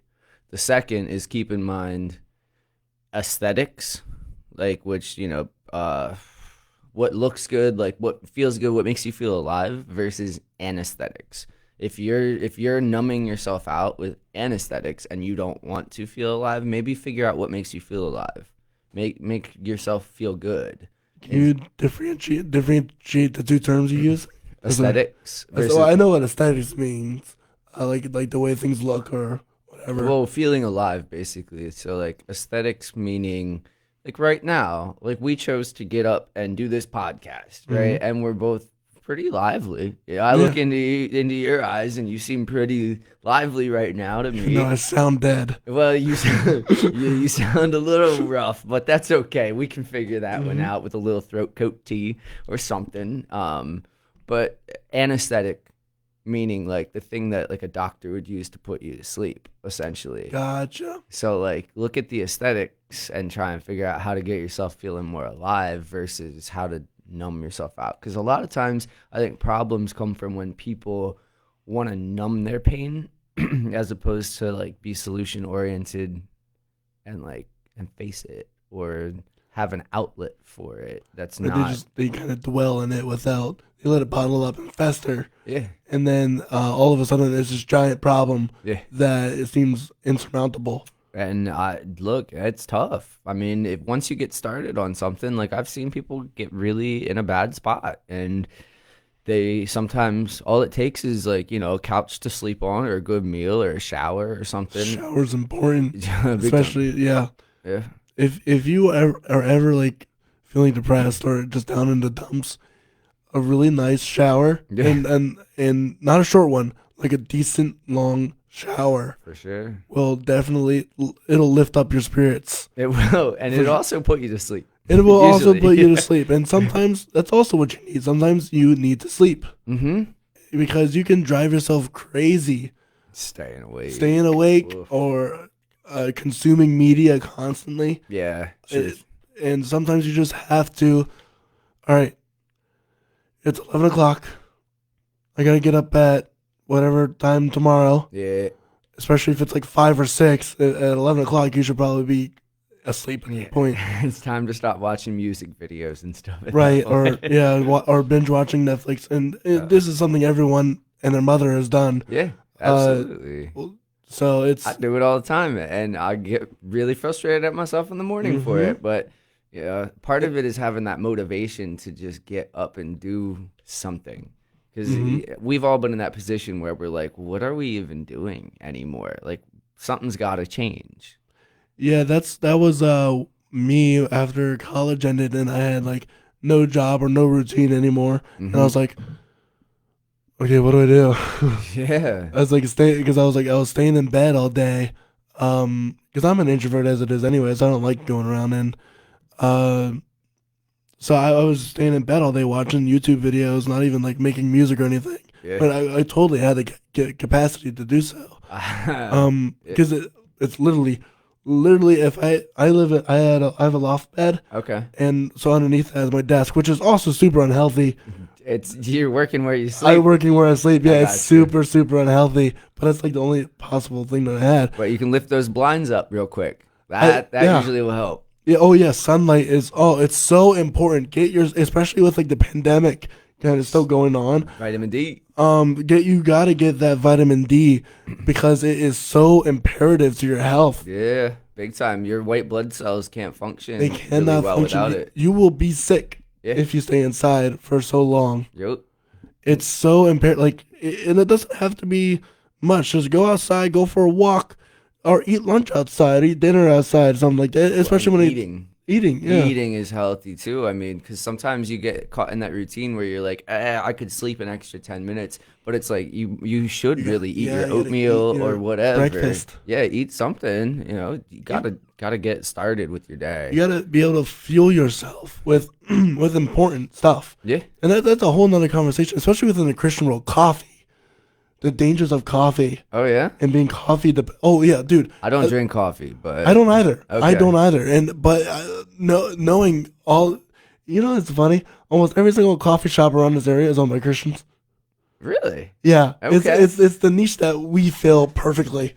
interesting. So Because we don't do any other drugs, but coffee, caffeine. Well, and that's the thing is I know in like the AA community, coffee is a really, really big thing. So I wonder if some of it isn't like, I mean, maybe, and I'm not saying it is, but I'm speculating. But Christianity is really heavily tied to AA, which I know, absolutely, I know yes. it's helped so many people out. And they share their stories in AA meetings, and they drink a lot of coffee. So maybe there's something to this here. Well, because you can get addicted on caffeine just like you can any other drug, and it's especially prevalent in America because we live in this society that is kind of you need to be awake at all times, and you have to get your local Starbucks, so you have to get maybe 3 or 4 cups of coffee before you're ready to go, and that's dangerous, man. Yeah. Especially if you're drinking like 4, 5, 6 cups of coffee, that you are addicted at that point to the drug. You are in heavy dependence to that drug. Truth. If you cannot wake up and at least like drink a cold bottle of water, that should wake you up. Yeah, it does actually. It literally does wake you. It gets your organs going. It gets your organs going. If you can't wake up from a cold glass of water, you're addicted. You are addicted, and that's a problem you got to figure out for yourself. Yeah. Coffee, Better than alcohol, though. I'll say that. well, for sure, it is not the worst thing in the world. I'm saying like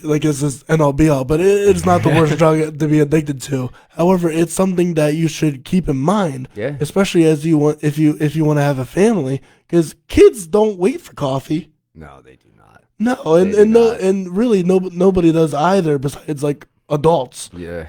Well, I think it's interesting though, like how coffee did kind of help people evolve in a way, especially in terms of like cafes over in England. I mean, a long time ago. I mean, well, I guess not a long time ago. Well, they were more tea oriented, but caffeine is still within tea. Yeah. Oh, but once coffee hit, my goodness, they were up and chirping and buzzing for till like 8, 9 o'clock at night. That'd be an interesting study to see how coffee kind of helped the Industrial Revolution because they kind of were introduced in the same era. Oh yeah, Well, I mean, think about it. Got my beans. Before, yeah, I need my beans.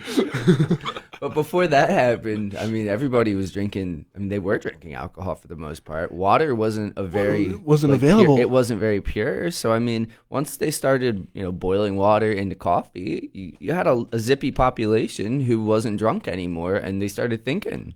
Dude, So, it's incredible. When I go back, like oh my goodness, the one thing that is, I think, like when you think of drinking populations, you might think of, oh, Ireland and the Irish, they love their drinking, but oh my gosh, Americans used to drink kegs per day. oh yeah. Kegs. We got whole tunnels underneath Lancaster City that were Oh, really? dedicated to I didn't know nothing. that. Oh yeah, yeah. Look up the check history that of out. Lancaster City. We had a lot. Yeah, no, it's insane. Like the whole prohibition movement is kind of like oh well, that happened. That's kind of silly. But you don't realize the reason why it happened was because it was so much alcohol. Because there was no Yeah. soda, there was barely like no one knew about germs at that point. Still, True. so they were just drinking whatever water they had and then ruining their insides with whatever bacteria that came with it. So alcohol was the main way to safely kind of drink, Yeah. That's true. which is kind of really silly to think about it now, because drinking alcohol, if that's all you're drinking, you're gonna have a problem, Oh, absolutely. Yeah, you're drying yourself out. You feel like a fish every morning. right? But that's one thing. Like you were saying in the music community. Excuse me. Where I wish that, and maybe this is too much to say, I don't know, but I wish that establishments would offer maybe like a meal as opposed to alcohol. Whereas like if I go to a place and let's say I have a guitarist who doesn't drink at all, well then they don't get any benefit from it. So you think like a complimentary meal, Yeah, like give us like some a bag chicken of chips or tenders. something? Yeah, give us some chicken tenders and some fries maybe instead. That would be cool. It would be And cool. that would maybe be a solution oriented thought of like, hey, have musicians here, and if you want them to, be with it, respectful, and let them lead by example, give them some chicken tenders instead of like 5 beers. And that's not really hard, because I was thinking like, okay, because excuse me, kitchens are hard to come by in bars, Yeah, it can be. Um, It can be. for sure. But like, especially all the open mics I've been, tell us, Mhm. the Shamrock Cafe, they have like bags of chips, I think. Yeah, absolutely. But having chicken tenders ain't that hard to make. No. So I think that'd be a respectable option. Yeah, and if they do have a kitchen, use that to their advantage in terms of like, hey, we understand you don't want to drink, and we want the incentive for you to come back here. So here you go. And those who want to have a beer or two or whatever, then go for it if that's your thing. But I think, feeding people sustenance, especially those that, they might be struggling musicians, they should have that option. Yeah. When I was doing my DJ work, that's when I was like really poor, and so I really counted on those wedding nights to be fed like a legit nutritious meal, because every other night was ramen cups. Yep, exactly, man. I get you there. Oof. Those days, I'm glad that they are mostly gone. Yeah, for my part, mostly gone too. Yeah. I've wanted to have a chance to shout out this restaurant. Haven't had a chance. So there's Ted's Deli on Broad and Orange Street, Okay, Ted's Deli. right, like right next to the prison area. Yeah, yeah, yeah. And they make the best Italian subs I've ever had. And I've lived in Brooklyn. I've been around New York City for a while. And I shouldn't say I lived in Brooklyn. That's not necessarily true. But I've been around there enough to know Yeah. the local whatnots.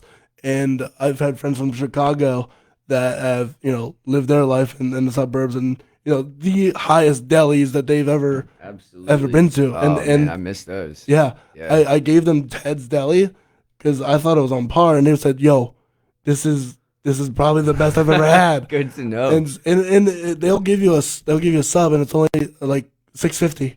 Okay. And it's, I mean, full on. Full on, boom. legit. It fills me up. Dude, I love Italian subs too, so I'll check that Right? one out. Yeah, I'll check absolutely. that one out. Right on.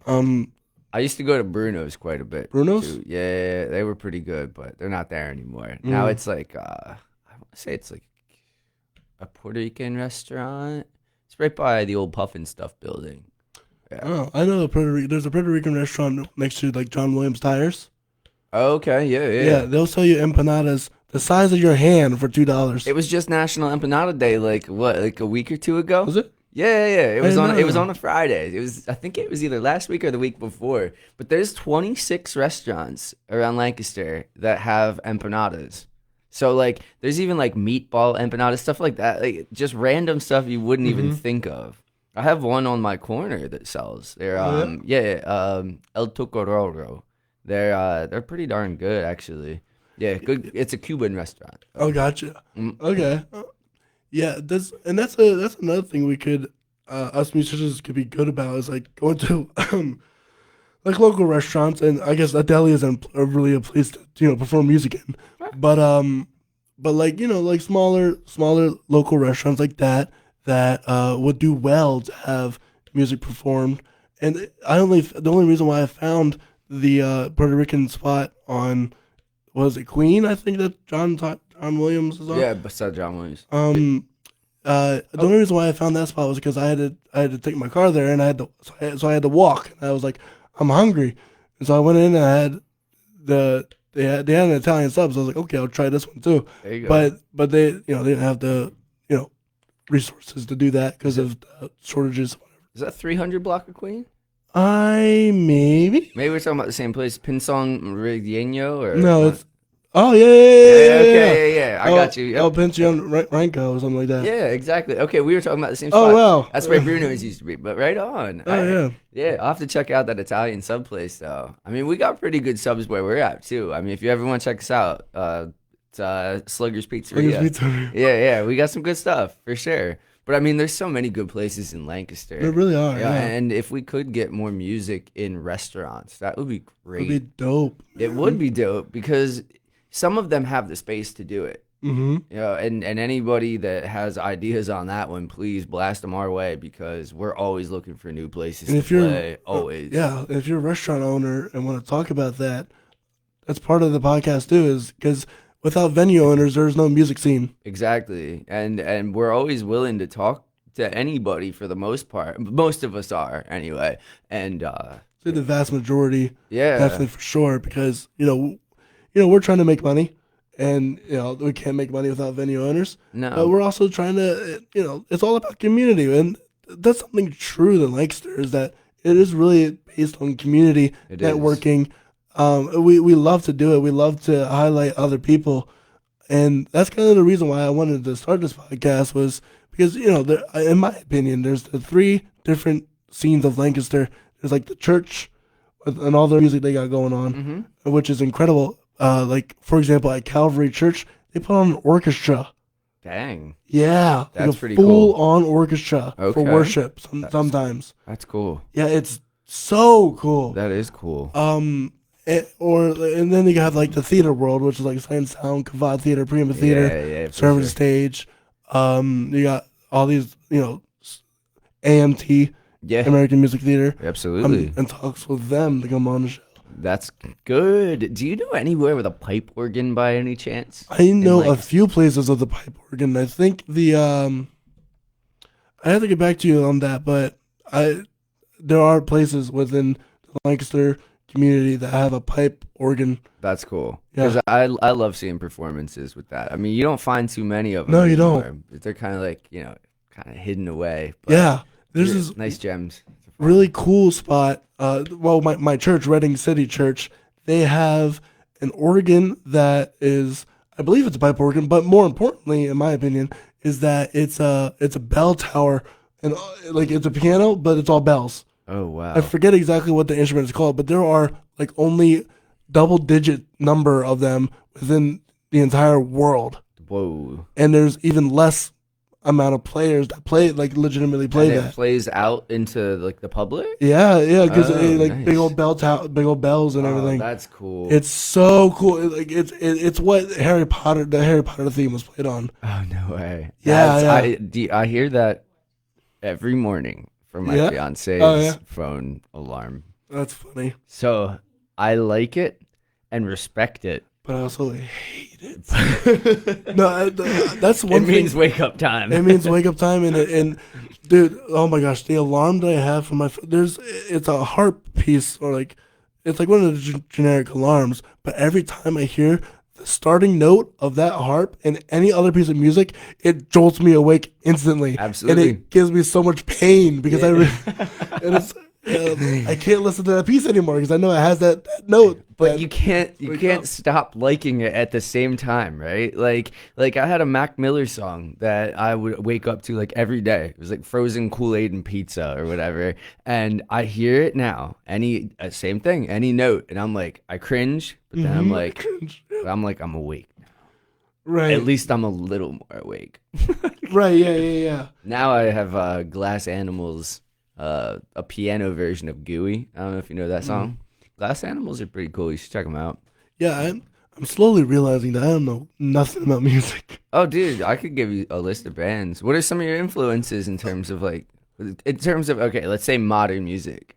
Oh, modern music. What do you count as modern? Let's say the last like 10 years. Let's say 10 years. Oh gosh, I don't listen to a lot of like that modern music. Okay. So, electric, is that the electronic? I mean, there's electric or electronic music. Well, no, it's like or specifically called like techno. electronica. Oh, electronica. like- Yeah. Yeah, them. Okay. I've kind of been influenced by. Especially with that keyboard. Yeah. Right, yeah, because they have like really good, like nice melodies. I used to play Roblox as a kid. Oh, really? Yeah, right. Nice. So, Good. right. And I see a lot of like people playing that, and you're young in yourself, right? Well, I mean, like when I was like in like middle school, high school era, when before it was like this whole meme. it is a whole meme now. It is a whole meme now. Yeah. But so they played a lot of electronic, electric music.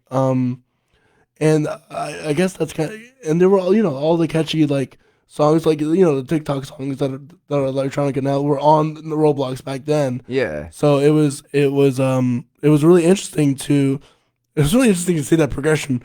But I guess that's kind of my modern music. There's like Florida Georgia Line that I listen to a lot. they're good, I yeah. was a big country fan for recently. Brad Paisley, Jason Aldean, Cool. Brett, Luke Bryan. I forget Brett last name. Luke Bryan was one. Diaz, big, like within the last 10 years, it has to be a lot of country. That's cool, man. I mean, I respect what country artists do.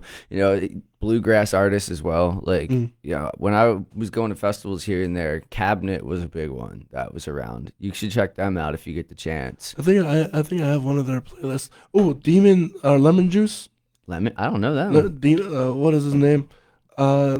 He wrote the best battle of all time, whatever. Lemon Juice. Good name. Good name. Good way to get electrolytes too. Put a little of that in your water. Boom. Oh, absolutely, Yeah. definitely. It's absolutely that's something people don't realize. You don't get all you need with just water either. You have to have the electrolytes. You gotta get something. Gotta get something else. And it's just a nice way to clean your water bottle every once in a while too. Natural way. This is probably a nice one. I wish I freaking knew his name. That's all good. Did you ever listen to Lettuce? They're like kind of a jam band, but really, really dope. I mean, they're like funk jam. No, I don't think so. Okay, yeah, Lettuce is pretty good, and there are a lot of like instrumentals actually. So, yeah, Lemon Demon. That's Lemon Demon. Lemon Demon. Yeah. So it was well, he's made some like not of like listen to him more. He's probably made some of them like. It's a really good music. Okay. He's kind of like Bill Wirtz. Bill Wirtz is a good one too. You ever heard Bill Wirtz? No, I haven't. Oh my gosh, he is one of the most insane literally insane. Musicians that I know, like imagine Weird Al, Yeah. but he made his own music, Okay, fair enough. right? That's solid. I It- liked Weird Al back in the day. I loved watching his music videos on MTV. oh, dude, they're so funny. Yeah, they They're were so great. wild. Yeah, Amish Paradise. And Yeah, especially yeah. living here, you were like, right on, Weird That's Al. right. That's about Right it. on. You hit the nail on the head right there. Yeah. So I definitely give a listen to Bill Ward. He's like this incredible musician. His lyrics make no sense, but Nice. it's the most catchy thing you've ever heard. That's cool. Yeah. I have a book that I'm really into that's like that. It's by Mark Z. Danielewski. It's called Only Revolutions, and it's really cool because it doesn't necessarily write in English. It's like made up words, kind of. Like there's some English in between, but it's mostly made up words. And one side is from the perspective of this boy Sam, and the other side is from his lover Haley. And dude, it's incredible. I mean, Interesting. I got lost in it. But that's the thing is sometimes like you can write a song or a book just based on how you feel, as opposed to like making logical sense and composing it to be like perfect. You know?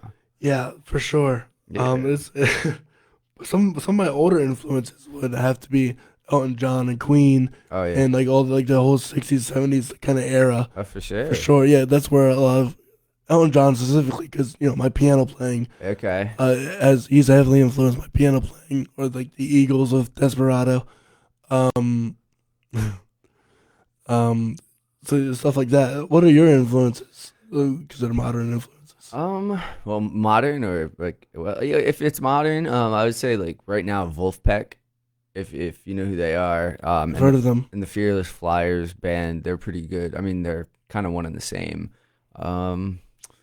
Glass Animals is pretty good. Oliver Tree right now, I'm super into. He's such a strange looking guy, and he makes the coolest music I have heard in a very long time. I'll have to check that out for sure. Yeah, absolutely. So those would be some of my influences right now. If you had to think And- about, go ahead. Oh, go ahead. No, you're good. You're good. Well, so I was gonna say, soundtrack scores has been a lot of what I've been really getting into. Like, if you want to see modern, within like the last 5 years, even, wait, I guess 5-10 years, Michael Giacchino, with like The Incredibles, Oh yeah. like the ba da ba da, Yeah. the whole jazz and everything. I was like, insane. Or what is it? Luther Goranberg, the guy that like scores for Star Wars TV shows now. Oh, nice. It is super good. He's like literally made Star Wars music. Well, I mean, he's made Star Wars music again. Like okay. Well, it he could- added a modern like kind of twist to it, but still kept the same original feel. Well, he gave Star Wars. So like there's like music that sounds like it's from like the Middle East, or it sounds like, because you can use the different scales or whatever. Yeah. You can make it sound foreign with these different scales. He made music that legitimately sounds like it's from Star Wars, Like it's from space. like it's from space. Space noise. Yeah, Like right. that. Well, yeah, like instruments you've never heard before that sound just completely alien but make total sense That's within the cool. world of Star Wars. That's been a gigantic influence on me as of late. And John Williams and Hans Zimmer with the Pirates of the Caribbean. See, Or- that's cool. I'm sorry to cut you off there. That makes sense as to why you would have been to it, like into the electronic kind of scene from Roblox, because there's a lot of different sounds that are being made, and it's more and more as we go along. I mean, new the and new. technology is getting better and better with it. Yeah, it is. It's interesting to connect dots. Mm-hmm. But what were you gonna say previously? Oh, no, rap is a huge influence though too. Like, Rap? Oh, absolutely. Yeah, like Logic. Oh, because poetry. Yeah. Well, yeah, poetry. Logic. Like Mac Miller is Mac still. Miller. I mean, that was like biggest celebrity death that like crushed me. I think the most. That Prince was a rough one too, but like I play cajon as well. Like you've seen me play out a little bit, and I'm not like a pro or anything, but I like to wake up and put on some hip hop and play cajon in the kitchen.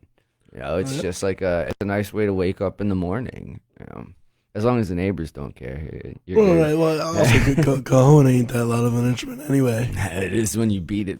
Well, I guess that's fair. Because sometimes I get pretty into it. I'm not gonna lie. Like I get pretty into that thing, especially when you're hitting those like triplet or quadruplet like bass notes. You know, it can get a little loud.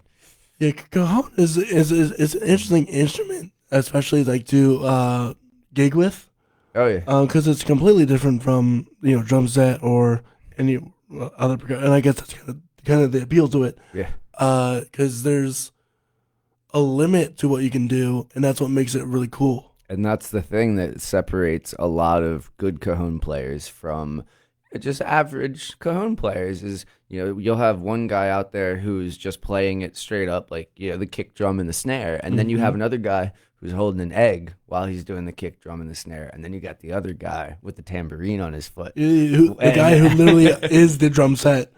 Whole thing. The whole shebang. Yeah, got that. It's a right. one-man drum set. That's what it is. Yeah, pretty much. But yeah, I like to bring it out to every open mic. So I usually have that as an option. If people want me to play, I'll play. It's a good option because there's a lot of people that can play drums, and there's not a drum set everywhere. Nah. Or the people like me, like I could play bass. I went to college to do drum, like percussion. Okay. Not set per se, but like just general percussion. So and it's hard I mainly sell myself as a pianist. Yeah. Because that's the niche that really kind of needs to be filled at the moment.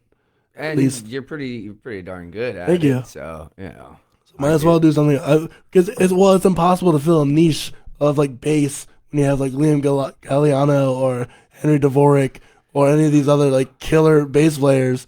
So it's hard to like come in as like a person who can almost not play bass. I'll fill it when they're not around. Right? Yeah, no, exactly. That's the mentality. If they said no, I won't play it, then I'll play it. Yeah. But otherwise, it's them. Yeah. They are the go-to. But they even need to take a break every once Oh, in a while. absolutely. So like I don't feel weird hopping in situations like that too much because I have my own style, and everybody has their own style, which nobody can really replicate completely. Right. And like I don't know if you listen to Thundercat.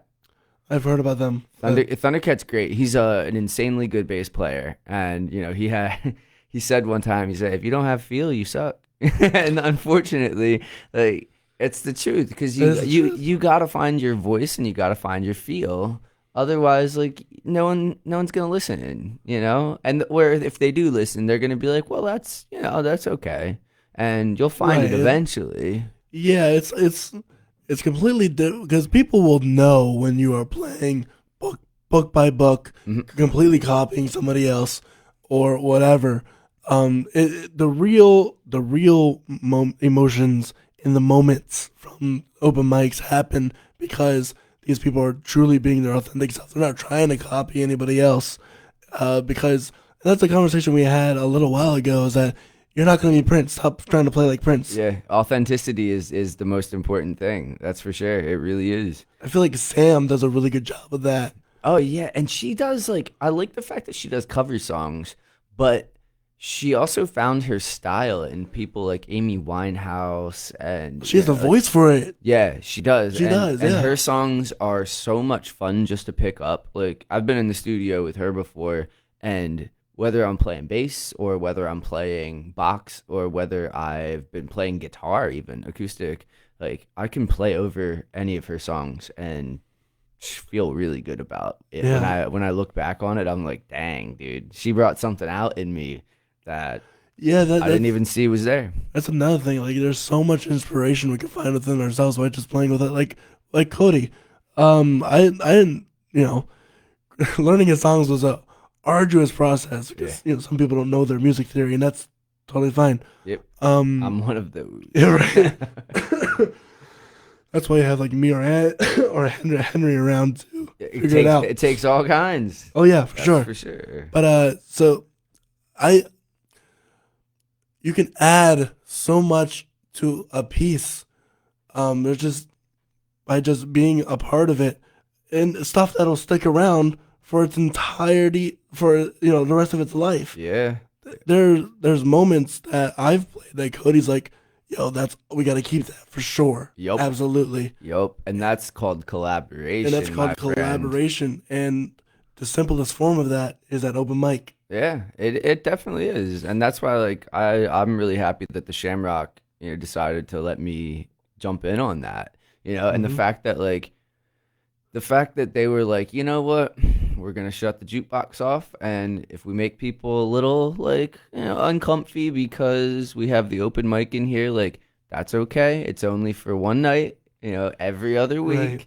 And man, they're all being really receptive to it. And people that didn't think they would like it are really digging it now. Yeah. So that's definitely fun. But also like to go along the subject of just collaboration in general, like music is life, essentially. Like it's a representation of life. We've been singing music for how long? For a reason. And like look at us right now. Like we're collaborating. Right, You know, and that's the thing is just remember to talk to people and figure out like how you can collaborate with each other. Networking is huge. Networking is huge. And it's just like sometimes there doesn't have to be like a goal at the end of it either. It's like just talk to people and find out who they are, and maybe there's a different, like you said, like a lick that you came up with in one of Cody's songs or somebody else's song, and they were like, that was dope, you need to keep that. That can happen in conversations so many times that the power of now is really exciting. Right, yeah. And the way you get more collaboration is by talking to people, and that's the truth of the matter. And as an introvert, that's really uncomfortable because you have to actually go places and do things and be a person for once in your life. Yeah. Not to say that introverts aren't people. No. But you got to be social, and that's hard sometimes. Yeah. Especially even for introverts, it can be hard sometimes. Extroverts. Sorry.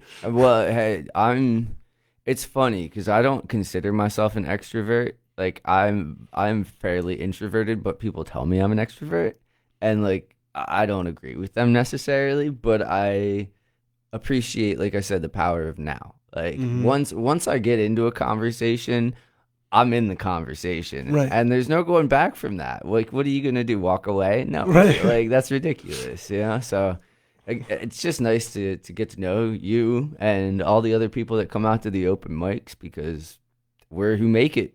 Yeah, the music scene in Lancaster wouldn't be the music scene in Lancaster without us or anybody going out. Yeah. It would be completely different if like Rob didn't come out. Completely different if Jordan didn't come out. It'd be different if, like some of the like underrated visuals. Yeah. Do you know him, the local rapper guy? Underrated visuals. Underrated visuals. He does mainly photography, but he does rap as well. Okay, I don't think I do know him. Yeah, he used to come out to the Tellus open mics. And, Yeah, he's really good. Or like Freddie Rivera. You know Freddie Rivera. Freddie lives. Yeah, he's on my block. I got him to come out. I was so happy. I was like, "You want to get in my car and go to an open mic right now?" And we had never like really talked all that much before. Oh, yeah? And he was like, "Yeah, let's go." Yeah. So I was like, "You're a real one. All right, you're a good dude. You're a good dude." So. There's so many niches that you can just fill and reach out to. They're accessible. Oh, absolutely. And they're just, some of them are on your block right now. And all you got to do is talk to them and tell them to come out to the next open mic. That's literally as simple as that. Literally as simple as that. And take a risk, Live a little. Yeah. What is it? Mike Doty had a really good quote. He was the lead singer of Soul Coughing, and he said, "What is your life without your heart at risk?" So like, that's a great saying, I think. Yeah, that's a great really question. Good. That's a really good. I've seen similar quotes like that, like, something like that, where it's like have your heart to beat a little faster. Sometimes. Yeah, and I think it's a great saying for an introvert, especially. What's your life without your heart at risk? Like, put it out there a little bit. Put it out there, and there's so much reward. Granted, there's some hate that can come that way. Absolutely, but the reward is exponentially better than all the hate you can get. Yeah. Yeah. There's no sense in hating. I mean, there are people that sometimes might cause pain to your life, and you just got to kind of put them at arm's length, but don't give up on everybody. Yeah, that's just right now is different. Right. Yeah, that's something I've had to learn, especially as like, well, that's kind of like a theme within Christianity, is that there's good thoughts about it, and then there's really bad thoughts about it. About Christianity in general? Well, about like forgiveness and within regards to that kind of like doctrine. Because there's the amount of forgiveness where it's like, oh, nothing ever happened. You can't live like that. No. But you also can't, shouldn't live completely opposed to somebody's entire well-being. There's always a possibility for redemption. Yeah. And granted, you don't have to interact with that person anymore. Yeah. That's totally fine. You can keep them at arm's length. And sometimes damnation is what's called for, unfortunately, and you don't want to use that option until absolutely every other option necessary. Yeah. That's definitely not always the best choice. But there's you got to think about it. Everybody has been victimized in some way, and everybody has probably victimized someone, and in some way, without even knowing it. So you just gotta make sure that you're right with yourself, I guess, and try and set things right as best as you can. I think music's the best way of doing that. Like if you don't have a song to sing, well, there's no music. And who's listening? Exactly. And usually it's touchy subjects that we touch on in music. Right, yeah, and that's another whole controversial topic. Like what should we sing about? What should we not sing about? But really truly, there is no limit.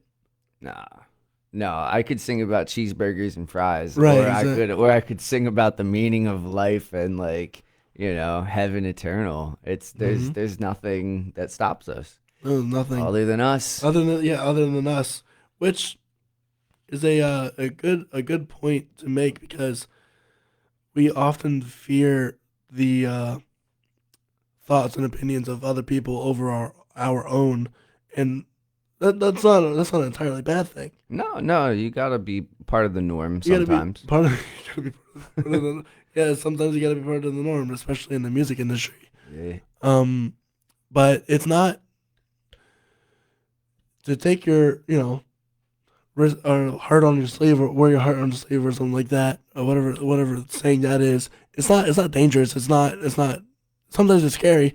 It's not all the time dangerous, and there needs to be more of it, especially if we want to grow as a community. Absolutely, yeah. Because people need to know who you are at that point, And the interesting thing about our community, and probably most other ones, is we know most of our mistakes, like each other's mistakes and things like that along the way, because it's been a while that we've all been hanging out together, and we still hang out with each other, after a certain amount of time. Like, you just got to respect the fact that, like, what are you going to do? This person's still going to be alive. This person's still going to be a part of the community.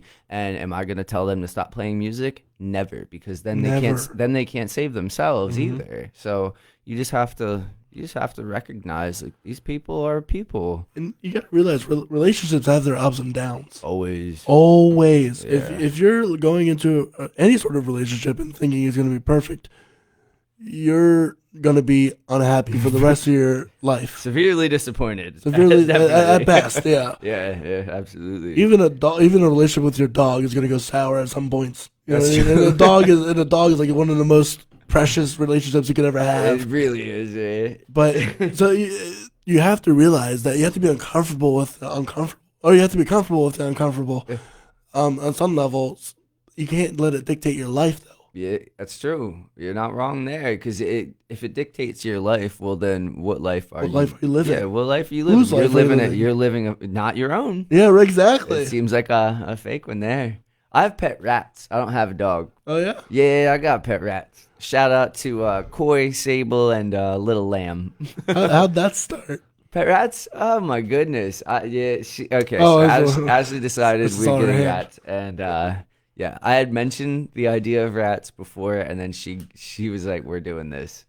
So Really? yeah, they're really cool. Actually, they're kind of like dogs more than you would think. Are they really? Oh, very much so. I mean, you could teach them to fetch. They run up like right away as soon as you get home. Oh, yeah. Oh yeah, and they chirp at you sometimes. Like That's cool. they're pretty nifty. I know they're like insanely smart and like they're probably like a lot of fun to play with, I guess. Oh yeah, yeah, they're pretty cool. Once they're in their climbing stages, that cracks me up because then they Yeah. just they climb everywhere, and it scares the heck out of you because you're like, oh geez, one fell behind the couch. Now I need to find it. I had this escape artist hamster. Oh yeah. Yeah, dude, no, I have no idea how she made it out of her cages and how so we had to clean a cage. We put her in like a crock pot that's like a decent foot and a half deep, and we put like what is like the mesh, like frying mesh, whatever it is, Yeah, yeah, okay, like a mesh net kind of thing. mesh net kind of thing, the stuff that you would put like in the fryer or whatever. Okay. Like on top of that, and then we put my mother's purse on top of that, and within an hour, she had somehow climbed up the stainless steel walls of the crock pot, nibbled through the metal mesh, Whoa. and nibbled through the purse and was gone. And I, to this day, I know where she was, or we found her eventually. And that's another stupidest story I've ever had, because somehow I one night I was hearing noises from my vent and I was kind of spooked out and I was like, what in the world's going on? Was it the hamster? Well, so what happened is that I went to my mom and was like, there's something down there. I think it's the hamster. So I started putting food down there because I think it's my hamster. And she was like, there's no way. That's the air ducts. I don't know how she would get there from, the kitchen. Oh, they can squeeze in. Yeah, they'll squeeze into any anywhere. spot. Yeah. And so I keep hearing this, and she's like gaslighting me, saying, "No, you're not hearing anything. I don't hear anything." I hear it. I was like, "It's Mom. I listen. I know I'm like 5, but I hear what I hear." And so I was like, "Grab the flashlight." So we take off the grate and we flash the flashlight down. And there she is, eating and nibbling. I'm like, Oh my lord. and my parents were like, how in the world did she manage to get there and survive? That's cute though. You probably saw a little nose and whiskers. That's funny. Yeah. Okay, so more important question: did the hamster ever see you cook anything with the crock pot? Because that would probably provide incentive to get out of said crock pot. No, it was always in my room. Okay, fair enough. Never seen nothing. Fair enough. So I don't know how. Yeah, dude, it happens. I mean, Yeah. all they need is the tiniest window of time, and that is it. So I get it. Yeah, it still blows my mind that goats can climb like the Hoover Dam. Oh yeah, they can climb trees like crazy. I'm like, They're nuts. goats? What? Well, and certain animals react different to like music too. Like rats. Cows? Cows do? Yeah. Oh my gosh. Yes. That's my favorite fact about cows. Okay. Boom. Set something Cows. off here. Well, because it's the last thing you would have thought of. I was at a Texas. My grandparents, parents, like, well, my mom, my grandparents, and everyone else lived in Texas. So Okay, they have like Texas. ranchers farm, and they have like oil wells and all this stuff, Dang. down there. Yeah, kind of cool. That is very cool.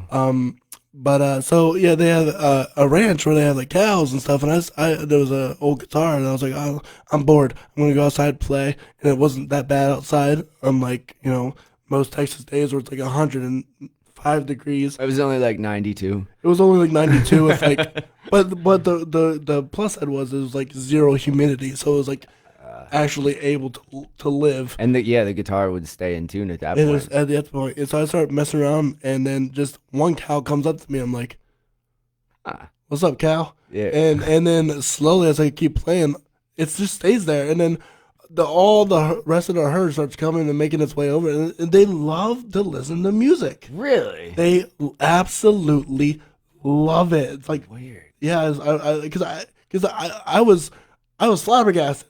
Yeah. When it happened to me, it was like an out of body religious experience. A bunch of cows running up to me. I was scared. I was like, "Yo, Is this fence gonna hold? right?" It's just like wire fence, and I'm at that point I was like 12 or something, and so I'm like there's a herd of bulls with horns Oof. coming full speed at me, with their children. Yeah. And I'm like, I don't know, but they stopped right at the fence and just sat there, listened, and when I was done, they walked away. Whoa. And I'm like, well, there's your what's saving happening grace. here? Music just saved you from those steers or those Well- bulls. well, granted, if I hadn't played music, they wouldn't have bothered near me anyway. That's true. But it was just so weird. And then I like deeply searched into it, and yeah, that's the thing. Like cows love music of most kinds. I'm about to hit a farm up maybe Right, in and the then- next week or so and Yeah, see right, if just I see can what get this happens. going. Yeah, I mean, the theory needs tested in my book. I Right. don't learn unless it's usually me doing it. But I believe you on this one. Right, You seem like you really mean it. So I do, because I would have not told that story had it not happened. Because that's the most ridiculous story you've ever heard. It's something. That's definitely something. But I do believe you. Rats apparently, and I tested this one, and it does kind of work actually. They like tunes in 3/4. I have heard that. So I've heard boom, that. dit, dip, boom, dit, dip, Mhm. for all you listeners out there. Anything that's kind of gypsy, Like waltzy. yeah, that's waltzy. They dig that. It's so weird too because they perk up their ears and they come to the edge of the cage and they sit there, and rats do this thing where they boggle their eyes. Yeah, so their eyes are like bouncing in and out, and they're like bruxing and making these funny, like, I don't know, not even squeaky noises. It's more like teeth chomping together, but they're happy about it. You know? That's cool. Yeah, they're nifty. You ever paid any attention to like the rat experiments going on, like the gorgeous ones?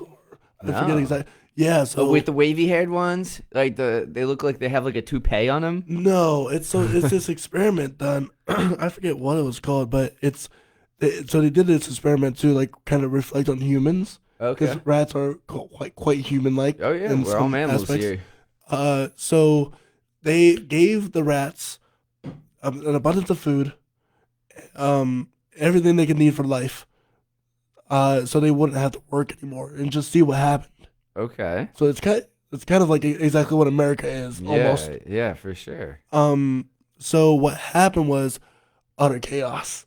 Oh, really? Yeah, because so they reproduced a lot. Then they only had like a limited space. But what happened is that as soon as it started like to kind of like peak almost, there was these two sections of rats. One of them would just constantly beautify themselves, and they were called the pretty ones. Yeah, they were pruning or Yeah, whatever. they constantly always prune, like to the necessity of like a fly cleans its eyes. Oh, weird. Yeah, right. And then there was this completely other sect of rats that were just trashed Oh, and no. could not care less, and they would like be utterly depressed. Wow. Yeah, so it was a rat utopia experiment. That's what it's called. Wow. Yeah. And that is interesting to think about because, like, you look at people in overpopulated places, and I mean, not to say we're overpopulated, but how we New York how- City was. Well, yeah, how we section off into groups like that, though. I mean, that is very interesting to think about because there are extremely beautiful people in New York City for sure. That are constantly working on their beauty. Yeah, but I mean, to get that, it's money, and It's money, yeah. Yeah, but that's where you get that line of like, what's too much? Well, yeah. Yeah. At what point am I not being human anymore? Yeah, exactly. You know, and that green greed will get to people after a while. You know, that's Yeah, I definitely encourage you to check out that rat experiment. yeah. I'll It's a check cool it one. out. The Rat Utopia experiment. Rat utopia experiment. Yeah. Oh my goodness. Yeah, that's something else. Ugh. New York City was fun to live in, though. I was in Queens. Yeah, I wanna was know in about Queens that for a a lot. while. Yeah, I was in Queens, Forest Hills for a year, and then I was in Ridgewood for 2. Really fun time. I did City Year out there, which is an AmeriCorps program. Mhm. So I was doing like tutoring and mentoring in Long Island City, and then I got promoted to team leader the second year I was there, and we did like, you know, if you ever see like big murals and stuff like that throughout New York City, like I helped design a lot of those. Really, that's dope. I used to be more of a visual artist than I am now. I still have a lot of the designs and stuff like that, but it was really fun. And we did construction projects and led groups of like corporate employees through service days just to beautify the neighborhood. We did a lot of tree planting, stuff like that. That's cool. And then I worked for Children International for a little while, and then I worked for Greenpeace for a bit. Like, Greenpeace, that was your experience at Greenpeace. Greenpeace, yeah, It could have been all over the place. A little bit. Well, it was fun. I'll tell you that. I was team leader for them for, I want to say, like 3 months or so, because I was there for 6, I believe. But yeah, then it was time to come back here to go to school. I was still technically a resident of Pennsylvania, and you know how school prices are going. Hopefully, a little bit of that will be eased soon, but we'll see. All of us are waiting for the housing market to crash. Yeah, we are, and we're also waiting for that announcement to be like, "Hey, your student loans cut in half." At least or something. At least would be great. Even 10 grand, my goodness. Like, yeah, politics is a whole different realm, especially when it comes to like music. Because it's hard to, especially when you're like a Christian or, because there's some parts of culture that are somewhat antithetical to Christianity. Yeah. And especially drug scenes or whatever have you. So interacting with the culture as trying to be a devout religious person is a hard dynamic. Are you religious at all? Yeah, I would say I'm I grew up going to a Methodist church, and then me too. You did? Okay, Yeah. I went to the Methodist church in, oh boy, let me think here. It was in Wrightsville, but I can't think of the street name. Locust Street, United Methodist. And then I ended up going to the Presbyterian church down Donegal Springs Road later on in life. That one really appealed to me. Like the preacher came in like a kilt and had bagpipes every once in a while, and that's cool. And my dad grew up living next to that church. His dad was the caretaker there for the cemetery and all the other property down Donegal Springs.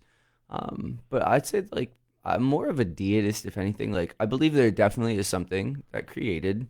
I don't know what to call it, and I feel love from it. So that's my religion. Well, fair enough. If that makes sense.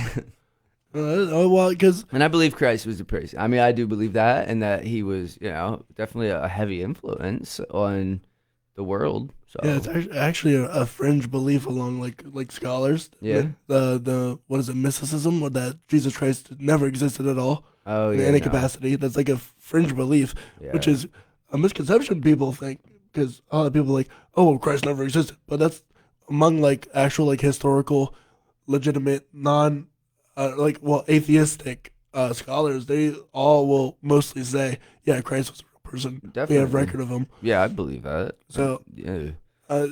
We're never gonna know everything from no, it. we're never gonna know anything from him. We don't even know what the pyramids were for. Like all we have is records of like writing from really intelligent human beings.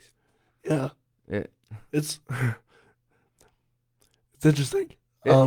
Being like religious and having to deal with music, because music is a spiritual act. Absolutely. No matter which way you turn it, and you have to interact with it properly, because it's gonna make or break you. Yeah, well, it follows rules for Yes. sure. But the interesting thing that I find about, and again, I'll say it again, music is life, essentially, like, or a representation of it. The interesting thing about religion is there are so many different forms of it, and it's almost like music, where like there is one genres of music, religion. Well, yeah, but there are. Yeah, so many right. genres of religion and music, and they all follow one basic rule of the fact that we're all alive. Nobody knows exactly how we got here, but we're all pretty certain, for the most part, that some grand thing created us, right? Mm-hmm. So that's why I find it interesting, because there are so many different genres of religion, and that's cool. I don't see why we can't all interact with each other in a way where, we just combine, and that's cool. I don't know, because that's a difficult topic, because you get into all these different like doctrines or like thought processes, because there's some hardcore religions that believe hardcore things Yeah. that do not mesh with everything else. Well, it's So life or it's death at certain points. yeah. So it's definitely a hard. I always laugh whenever I see a coexist thing because I'm like, it's never gonna happen. When Yeah. it because from like Christians to Muslims to Hinduists to Buddhists, Buddhists, Buddhist, Buddhists, yeah, to like the Church of Science or even atheism or whatever else, whatever Rastafarianism. yeah. Or there's no way you're gonna be able to truly coexist with the if you were to follow if you got each of those religions to person who like follows the letter to the law, Yeah. there's gonna be a fight. I don't think those people exist. I would disagree. Really? Well, yeah, because there's a whole bunch of like uh evil people that do evil things. Mm-hmm. I don't want to say you know the word I'm alluding to. Yeah, But I don't yeah. want to say that. Absolutely. But there are a bunch of dangerous people that will take their beliefs, like for example, gay marriage or even just the activity of being gay Mm. is punishable by death in several countries. Yeah, absolutely. Still, It so is. You're right. You're right. so it would be impossible for them to mesh well with like American society that's heavily secularized, Yeah. and you're free to do whatever you want, and that's okay. There's a bunch of people that would absolutely hate us, and they have hated us, and Yeah. they will retaliate against us for that. There's still that common thread, I believe, though, where like, and that's maybe where people think like it's maybe a utopia-minded thought or like I don't know. An optimist. Yeah, an optimist. There you go. Yeah. Where I still believe there's that common thread among every religion and every group of people where it's like we all want to know what the purpose of this all is. Oh right, yeah, for sure. I'll give you that. And like I still think that, sitting in the same room with each other, I really wish that would be something we would all focus on as humanity. Everybody basically shares the same human experience. It's just how many resources we have to share, like you were, kind of talking about and alluding to with like the Rat Utopia experiment. Right. Like it's all a matter of resources, but the general thought is still there of like, who are we? Why are we here? And can we connect? Yeah, that. I would agree with you for that. That's definitely a transcendent line that we can all agree with. Yeah. Unfortunately, other stuff gets in the way. It does. It does. does. Life always gets in the way in some form or another. Life often gets in the way of itself. Yeah. Well, I was just in a car accident like last week. So like it's just one of those things like where it's like everything pops up and then you just got to deal with it as it comes. And it's not like it was really anybody's fault. It was just kind of something that happens. Yeah. There are so many accidents that I've had where it just happens. Both roads were icy. We were going at a curve at the same time. There's literally, I'm going at least 10 to 15 miles an hour. There's literally nothing more I could do. Skid slowly. Boop. Yep. Boop. And suddenly the back fender is off the car. And it was like, oh, wow, what do you want to do about this? And yeah. Well, what you're going to do is you're going to file an insurance claim. Yeah, right. And you're going to find a way to work. Yep. Yeah, how is that with like, because especially around here where you have to almost have a car to like get out to a music venue space. How has that, was there a time before you had a car? Not really. No, I've had like intermittent time. Well, like 1 or 2 intermittent times where it was like a week or so without one. But for the most part, no. I got my license when I was pretty young. My dad was very adamant about making sure that he taught me how to drive, and he taught me how to drive a manual on like an old truck with a pretty loose clutch. So, oh no! So I'm pretty decent at driving manual. All right, in a good car now. But yeah, that's I've always pretty much had one. I always saw it as a necessity because if I wanted to get out and if I wanted to carry a PA system or my amps or anything, I had to have it. Otherwise you don't get the gig. So right, yeah, and because it's always baffled me because there is a homeless population of musicians that are around here, and a carless society, what is the population? That's what They the just word I don't, just used. They they just don't have drive. cars. Yeah, they the don't drive. non-drivers. But they always get around somehow. Yeah, I mean, you ask a buddy or you hire him on as like a a side musician or a bassist or whatever. Usually you'll find a way there. Yeah. It's possible to do. It really And it is. you could do that for years if you really wanted to. It's just you got to keep in mind like you get what you give. So hopefully you can hook up whoever you're getting to drive you around.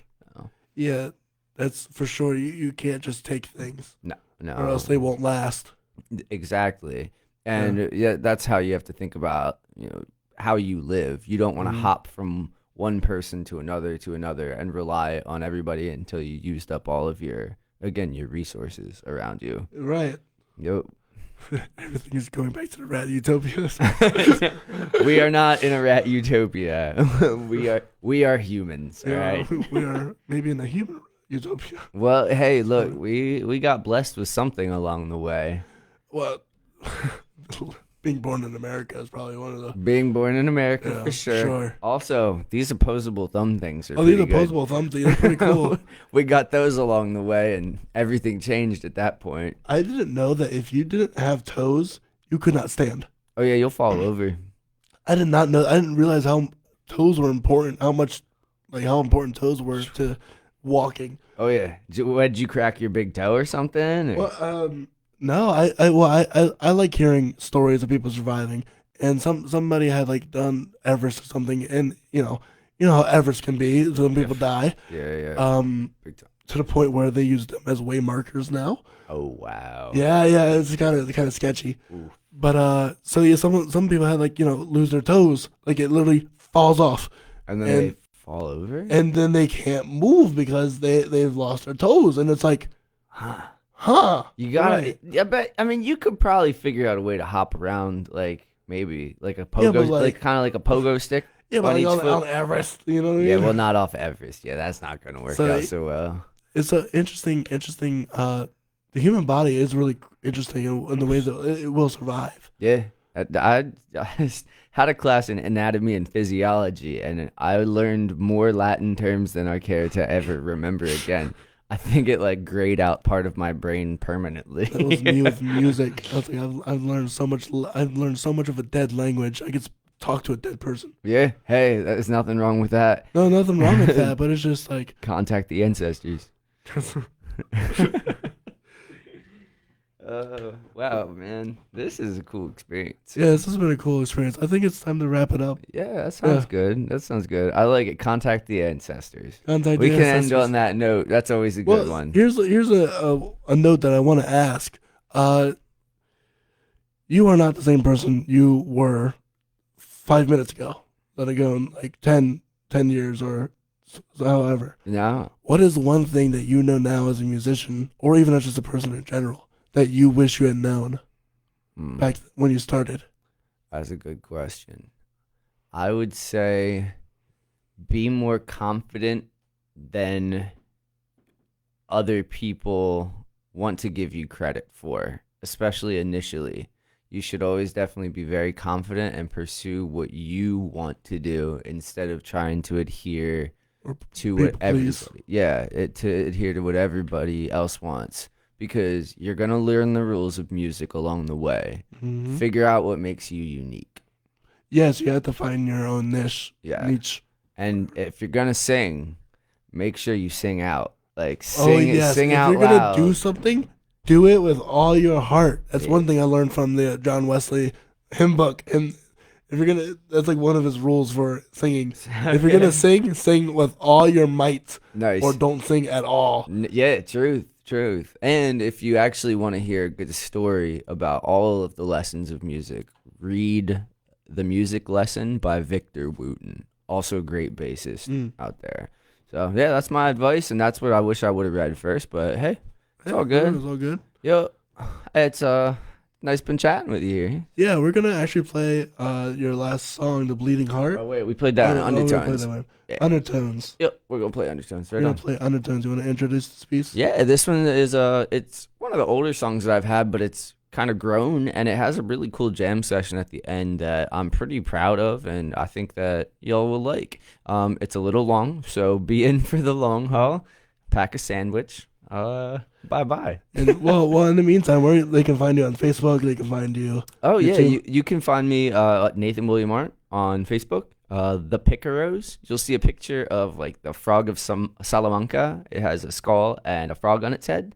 So that's how you'll find me. We also have a SoundCloud account. You can check us out there. Other than that, yeah, like shoot me a message. And again, you saw the card earlier. Other than that, Shamrock Cafe every first and third Wednesday. Come see me. Just get my info and come play. Come out. Come enjoy some lovely music and maybe play a game of billiards. Can play a game of billiards and come eat a slice of pizza with me or something. I'll order a pizza. All right, with that said, here's Undertones.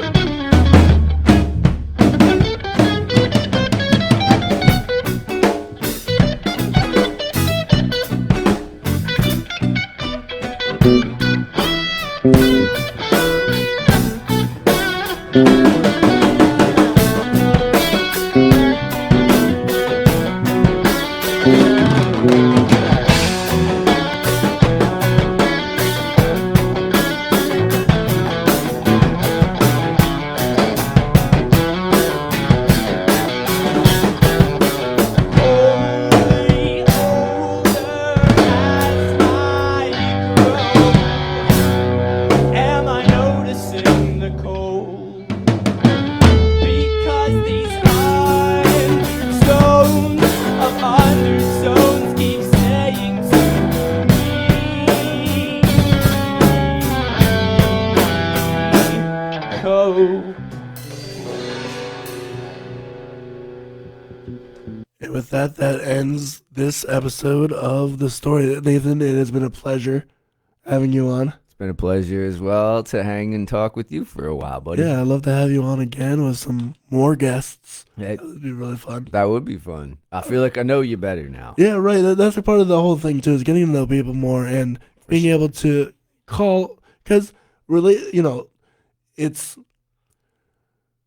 networking is so much more when you actually know the person. Yeah. Well, now we got like a real relationship Right. with each other and a friendship. Because how often do you just sit down and talk with somebody for 2 hours straight? 2 or hours so, straight, or right. whatever it's been. I don't know anymore, to be honest with you. Right. but- It feels like it's been a day almost. Yeah, for real, it kind of has been. I forgot all about that chicken barbecue I ate earlier. Oh, yeah. Yeah.